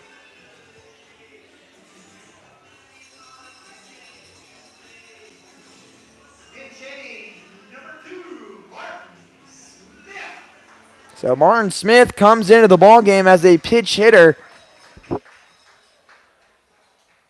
as he's hitting for Brock Moore, the DH. He was 0 for 4 with 2 strikeouts coming into this. One pitch hitter got on with a hit. Can they make it 2? A hit here could add some more insurance for the Carroll Merchants and pull away from the Sedalia Bombers. The 1-0 delivery, a ball hit down the line. Miller making his chase, and he will not get there. And maybe it was a smart move there by Miller. You're not going to throw a guy out moving that direction. So maybe he intentionally dropped it, maybe he didn't. It was definitely a diveable ball. But there, you don't want to dive because one's going to score for sure. And if you dive, you maybe drop the ball getting up. Bad things can happen on the transfer, and it makes 2 score. Something like that, maybe. The 1-1, a ball fouled off, it's 1-2. You've seen it on one of the YouTube videos, smartest plays. That's happened many times intentionally. You let it go foul, so you give an opportunity. Maybe you get a strikeout now, a pop-up. Now, I don't know if that was intentional, but either way, it works out in favor of the Bombers right now. The 1-2 blocked there by Vickers, and it's 2-2. The Bombers have done some 9-inning pushes. They've never taken the lead in the top half of the 9th as of late. They've done some runs where they put that tying run on third base. Now, can they put that tying run on base tonight and get that hit to keep this game alive? The 2-2, a big ground ball fouled off the bat, and Vickers not able to keep a track of it, and it's 2-2 still. So we're setting up for a finish. Could be risky. A scary finish for Bombers fans. They want to find a way to make the playoffs. But the glimpses slowly fading away. The 2-2 ground ball hit to the left side. Diving effort by the Rice. It will get through, score 1. Gonzalez will get head up, and the pitch hitter Martin Smith does the job, and the Bombers now trail the Merchants by a score of 5-2. When it rains, it pours, and they are pouring it on here in the 8th inning, and there's only one out.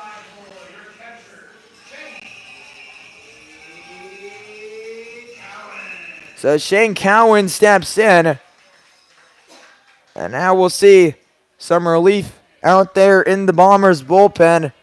So they will turn towards the righty.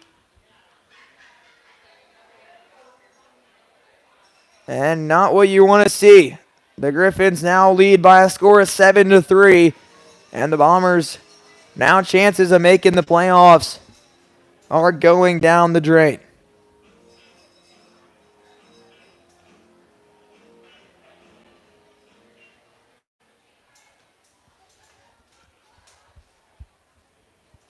Runners on the corners with one out. Martin Smith steps up. Shane Smith steps in. Pick a throw to second base. Raton cuts it off. And that would have had the runner at second base if he doesn't.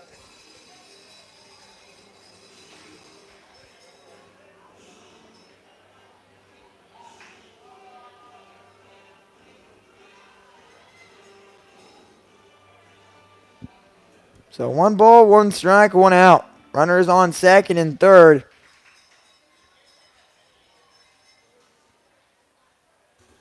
As the playoff picture is getting clearer and clearer as this game goes along.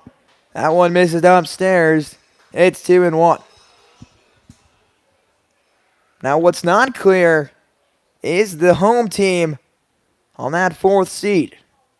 The Renegades lose tonight. The Carroll Merchants will gain a game and just be 1 game behind the Jefferson City Renegades, and come Saturday, that might be a meaningless game for the Bombers. And the Merchants may get a win there. Now, I don't know if they would be able to host that game with the state tournament this week.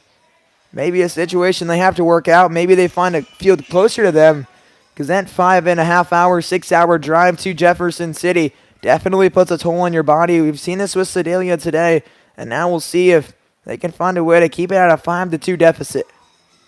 3 balls, 2 strikes. The delivery home will be a fly ball. Shallow center field. Roberts makes a run. It will fall. He'll throw it to home. It'll be cut off by Paxton.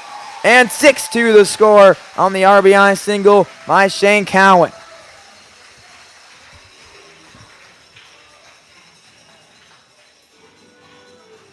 And the Bombers will head to the pen. We'll do a pitching change here in the bottom of the 8th inning. 1 out. And the Merchants have added 4 on the board. Where they short break, you're listening to exclusive coverage of Bombers baseball on the Show Me Sports Network. The following public service announcement is brought to you by the Eddie Gaedel Society, Jefferson City Chapter 10, doing little things to make a big difference. Want to make a big difference in your community? Be kind to others, drive safely, and put litter in its proper place. Join us in celebrating Eddie Gaedel's historic Major League appearance as a member of the St. Louis Browns by doing something nice for someone today. Take a walk, Eddie. Since 2018, Han Custom Laser Engraving LLC has been specializing in all things custom, using large format, high-powered lasers with some of the most advanced technologies on the market. Anything can become a canvas. The state-of-the-art system makes quick work of custom engraving on cups, glass, tile, wood, acrylic, metal, headstones with endless possibilities. They also offer custom one-of-a-kind signs that are sure to make your design stand out. Find them on Facebook at Han Custom Laser Engraving or call 573-489-8732 to find out more. Han Custom Laser Engraving LLC, a veteran-owned business.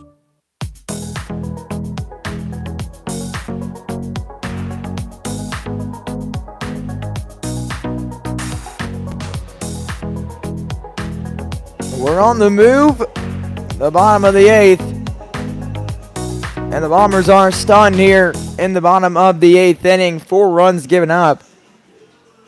Now we'll see a call on the pen. Will Minch will step in. This is his first outing on the year. We'll see if he can find a way to keep it right where it's at. 1 out and runners on second and third. And when it rains, it pours. A 4 spot by the Merchants, and the Griffins add 1 more. They lead 7-3. And 2 more in the 6th inning, I should say. And now they look to pull away.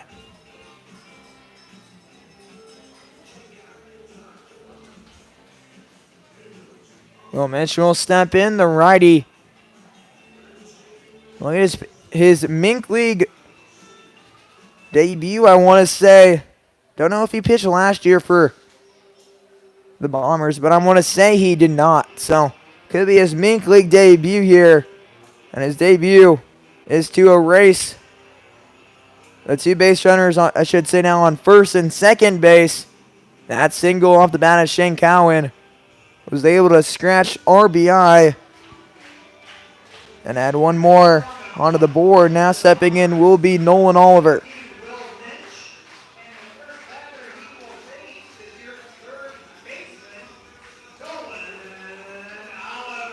So Nolan Oliver will step in, a 1-for-4 effort. 2 RBIs, runners on first and second base.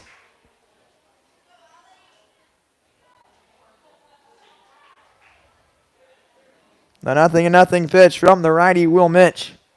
Will be swung on and missed. It's ball and 1 strike.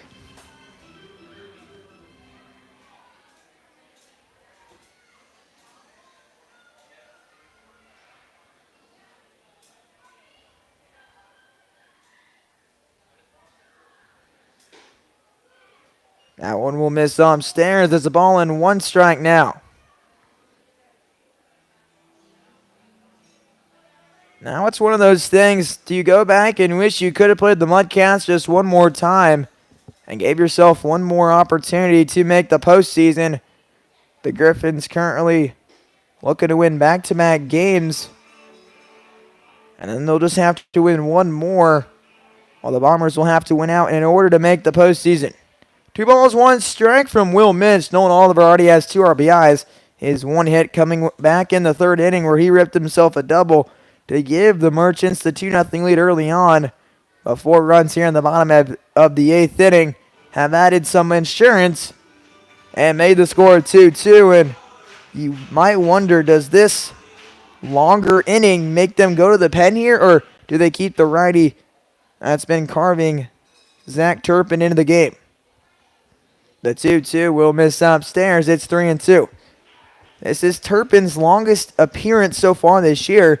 He's gone 2 2/3 innings, only given up 1 hit with 0 earned runs and 0 walks. Has 1 swinging strikeout. The 3-2 delivery from Mitch. A ball that winds up down the line and out of play.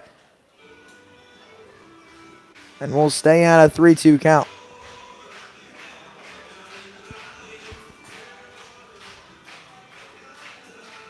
A walk here loads the bases.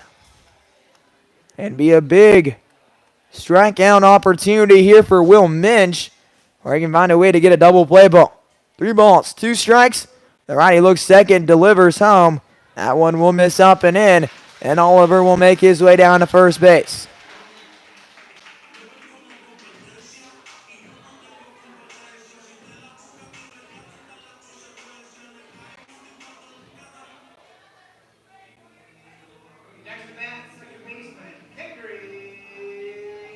So Kendry De Los Santos steps in with the bases loaded.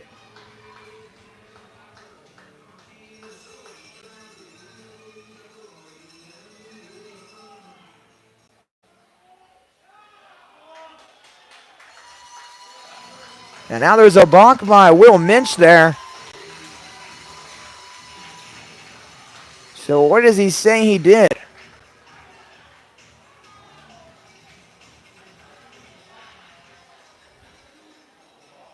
Well, either way, the box scores a run. 7-2 the score.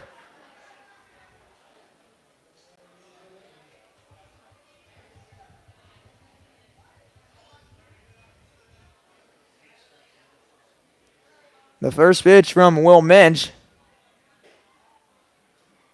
That one misses in. It's 1-0. It's one of those situations, though, as an umpire, he's not trying to confuse the runners at all.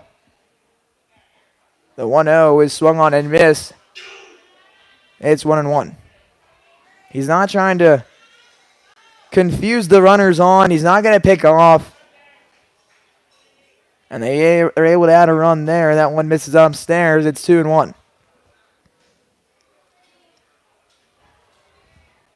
So 7-2 the score. 12 hits for the Merchants, 6 for the Bombers.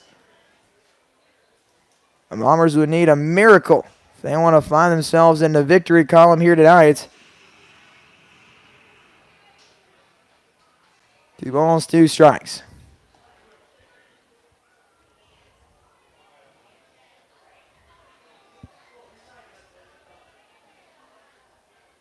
The 2-2 from the righty will be swung on and miss, and Mitch will get his first K tonight. And now there's 2 gone in the 8th. So now Hayden Oliver will step in with 2 outs and runners on second and third. That one will be scooped in the dirt by Lance Vickers. It's 1-0. Not a good sign when you see the players in the dugout going to the first base coach to grab their equipment. That one will be hit down the line. Plethora amount of foul territory. Miller loses it. And that's a foul ball. It's 1-1. That's one of the characteristics that have not really been used that much by either side. Here, if you have one that you think will most definitely get out, there's no guarantee. Similar amount of room behind the dugouts as, should say, back towards left field for a little bit, but it never closes the gap like it does at Liberty Park here. It's wide open all the way down the lines. So you may see some miraculous catches down those lines that may be just hung up in the wind. 2 balls, 1 strike will miss upstairs. It's 3-1. Hayden Oliver 2 for 3 on the day and may looking to reach for his 3rd time. That one will wind up out of play. And we're full at 3-2. Should say 4th time. Had a hit by pitch earlier in the contest.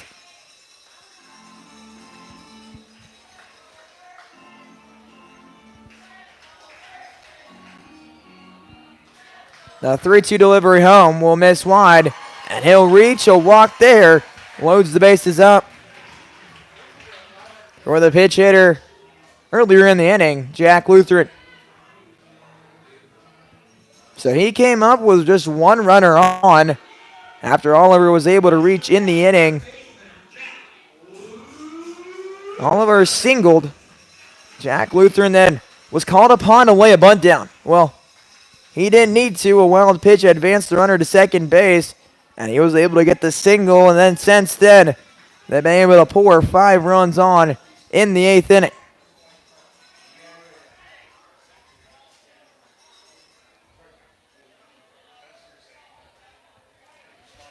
So no balls, 1 strike. Will Mitch from the windup, the 0-1 home.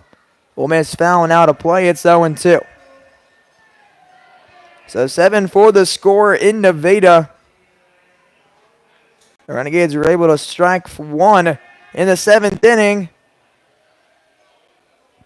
But there's currently no outs in the bottom of the 7th inning. So Will Mitch will get sent on the rubber from the windup. The 0-2 delivery home.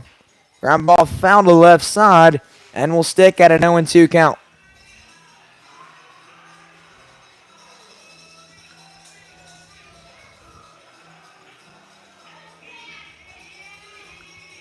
So no balls, 2 strikes, and it appears there's a left-handed pitcher getting loose out in the bullpen for Carroll. As Lance Vickers will block that one. It's a ball and 2 strikes.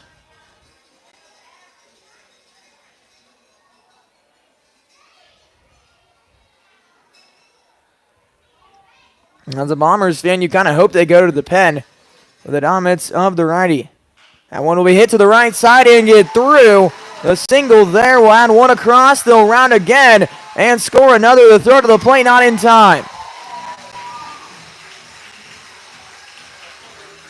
That's one of the ones where if you're the first baseman you kind of have to go to the ball there. I know you want to get set there for the cutoff or go back to the bag. There's a 0% chance of your second baseman making that play. Obviously, it would have been a tough play either way for Caden Paxton, but instead of going for the ball and making a diving effort, he lets it through, and then that just adds 2 more across. We're now 9-2 the score with a single off the bat of Jack Lutheran.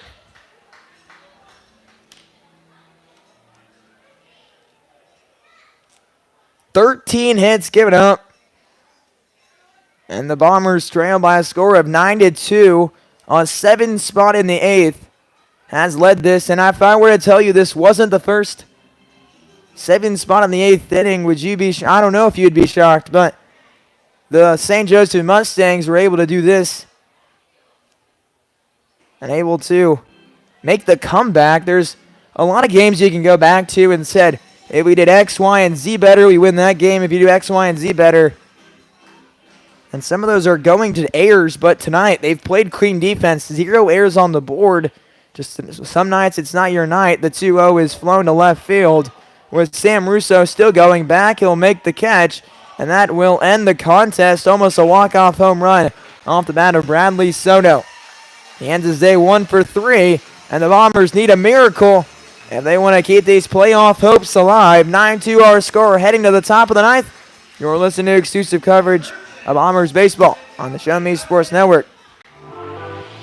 Are you in the market to buy your first home? Maybe it's time to buy some acreage. How about invest in a new space for your growing business? No matter the need, your trusted partner in real estate is me, Izzy Smith of Izzy Smith Homes, Remaxman Realty. I believe real estate is more than just bricks and mortar. It's the cornerstone of our lives. It's where memories are made and dreams are realized. Choosing me as your realtor, you're getting a professional, dedicated advocate who will work tirelessly to make your real estate dreams a reality. Give me a call today at 573-876-2873 or visit izzysmithhomes.com. Izzy Smith Homes, Remaxman Realty, your hometown realtor working harder for you. Last Sentinel Firearms.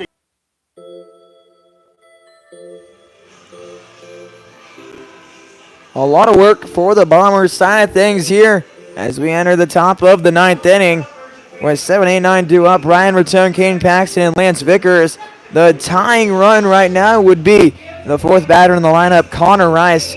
If they're able to get some runners on, it could be pushed back all the way to Chris Miller. That means that all 9 would have to came to the plate, and 7 of the 9 would have to score to keep this game alive. The Bombers currently only hold 7 hits on the board, and by only, I'm comparing that to the Carroll Merchants. They have 13 hits on the board, and they lead this ball game 9-2. 2 runs in the 3rd inning was responded by a 2-run shot by Jaden Roberts, but 7 runs were able to be put in the 8th inning, and that's why the score is what it is. They were able to tally some hits in that inning as well. 6 hits, 7 runs, and they left 2 on the base pass. They were able to bring up 11 to the plate. And this will begin the inning off. 0-1 the count. Ryan Return steps in, 0 for 2 on the day, and Zach Turpin looks to mow down these last 3 outs and get a victory in the win column for the Carroll Merchants, and that one will miss. It's 1-1.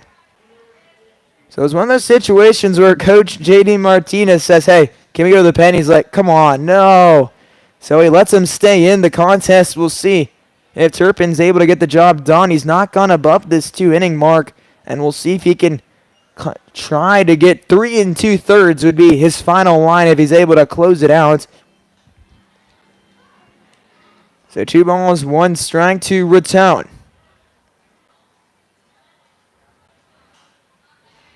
The next delivery is fouled off, and that evens the count. 2 balls and 2 strikes. At Fort Scott Community College Field, the score 7-4, bottom of the 7th inning, 2 on with 1 out.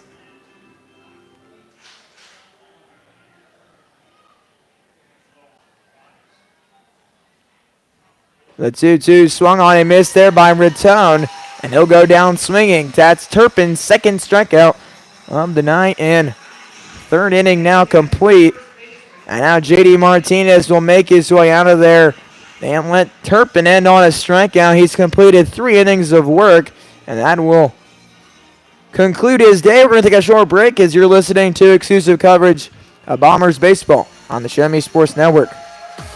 Riverville Christian Academy has been providing a strong biblical foundation and academic excellence within a Christian environment to students for more than 16 years. Located in Jefferson City, Riverville Christian Academy offers kinder prep through 8th grade. Riverville Christian Academy's primary goal is the discipleship of the next generation to impact the world for Christ. Average class sizes are just 16 students, with the student body composed of families from over 30 area churches. Kinder prep offerings include 3 and 5 full-day sessions, with kindergarten offering a half-day and full-day program. To find out more about Riverville Christian Academy, call them at 573-634-3983. Power equipment is always cool, always. Well, unless it's not working, then power equipment is expensive. Always. Unless you get it checked with Salter Lawn Service. Don't worry about saving up for something new. Just let the experienced experts at Salter Lawn Service repair your small engines. With pickup and delivery available, saving you time and saving your wallet. Hey, this is Stacy Salter with Salter Lawn Service. One call, we do it all. You can find us at salterlawnservice.com.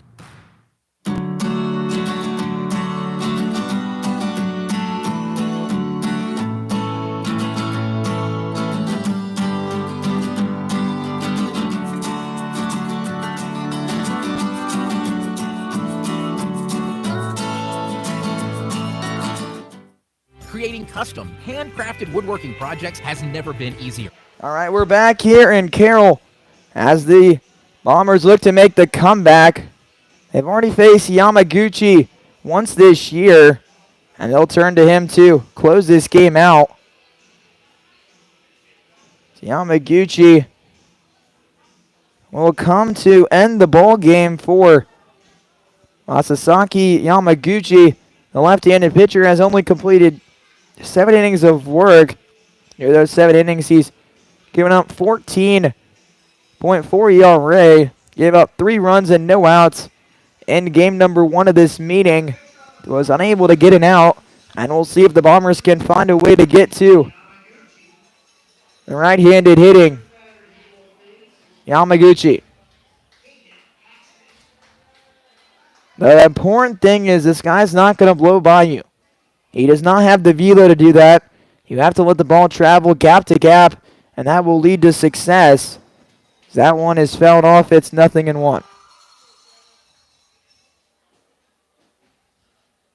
So no balls, 1 strike, 1 out.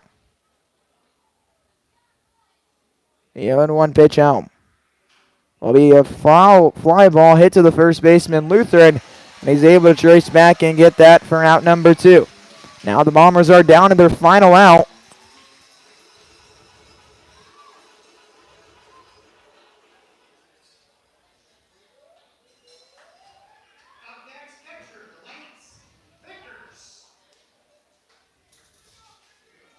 So no balls, no strikes to Lance Vickers. And now that tying run going all the way to the 6th spot, Chris Miller. All 9 will come around to keep this game alive if possible. That one will be in there for a strike. We're 0-1. The Nevada Griffins now add 1 more across. They lead 8-4 in the top of the 7th inning. That one will miss. It's 1-1.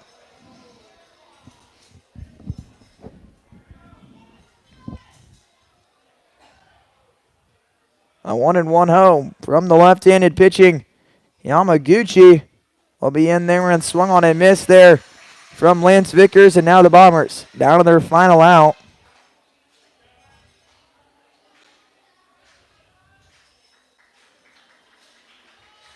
Nine to 2 the score. The Merchants looking to close out the Bombers. The 1-2 delivery will be a ball hit to left field. Back going the left fielder. He'll catch it, jumps, and it's out of here. It looked like it was going to get caught. A jumping effort there from Oliver. Well, Lance Vickers puts one over, and our score now 9-3 with the solo shot off of Lance Vickers.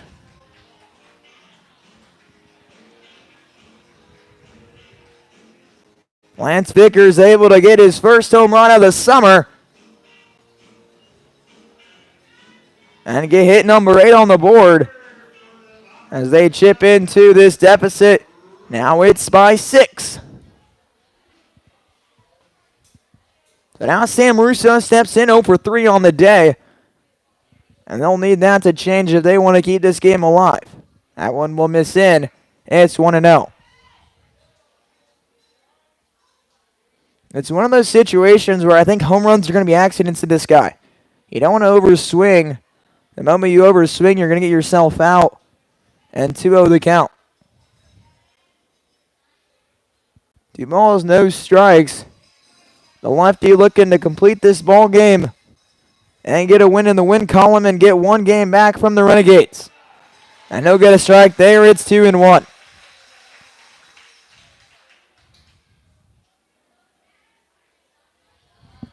Two balls, one strike, 2 outs. The 2-1 delivery will just miss, and it's 3-1. 3 balls, 1 strike, 9-3 our score. No errors by either defense.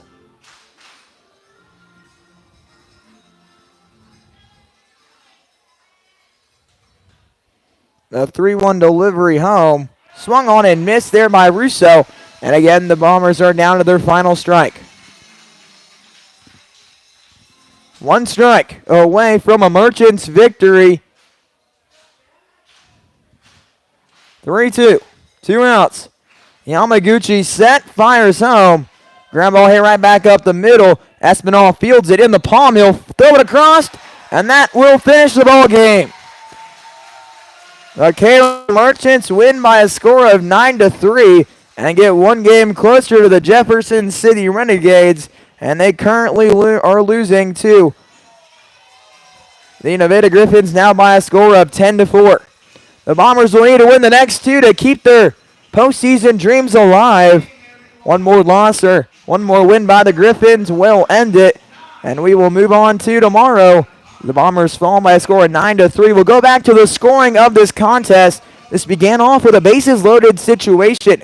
This time, the Bombers were able to get out of it. Nolan Oliver was unable to do the job. A ground ball hit to Rice, but the next time he makes some pay. Nolan Oliver doubled to right field. He was able to score Cohen and Gonzalez in the bottom of the third, and then the Bombers responded about 3 innings later in the top of the 6th inning. Jane Roberts was able to deposit one over the left field wall, and that timed the game after Connor Rice was able to get on after a 1-out. And now we move our way to the bottom of the 8th when the Merchants were able to pour it on. They scored 7 in that inning, and now led by a score of 9-3. Gavin Gonzalez started that scoring in the inning off with a single, scoring 2 RBIs. Jack Lutheran and Hayden Oliver scored. Oliver began that inning with a single. Lutheran responded nicely by finding a way on. After him, Martin Smith, the pitch hitter, got an RBI single. That's scoring Soto.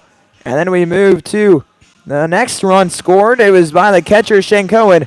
He singled, and that scored Gavin Gonzalez. Continue to move down the inning. Nolan Oliver was able to score on a balk, that advancing the runners. To say Martin Smith scored on that balk and advanced Nolan Oliver and Shane Cohen to second and third. After that balk call, Jack Lutheran was able to collect 2 RBIs and sealed the scoring off. Scoring on that play was Nolan Oliver and Shane Cohen. So that is the final for the Lance Vickers home run, concluding the entire scoring. 9-3 the score here in Carroll as they look to win game number 2 and get back in the win column. For Easton and Millie and the Show Me Sports broadcast, I thank you guys for listening tonight. The Bombers fall to the Carroll Merchants and look to win 2 more to keep their playoff hopes alive, or they'll end their year in Carroll. Fireworks on Saturday night here in Carroll, and we'll see if fireworks can conclude. Till then, well, have a great rest of your night, as this was exclusive coverage of Bombers baseball here on the Show Me Sports Network.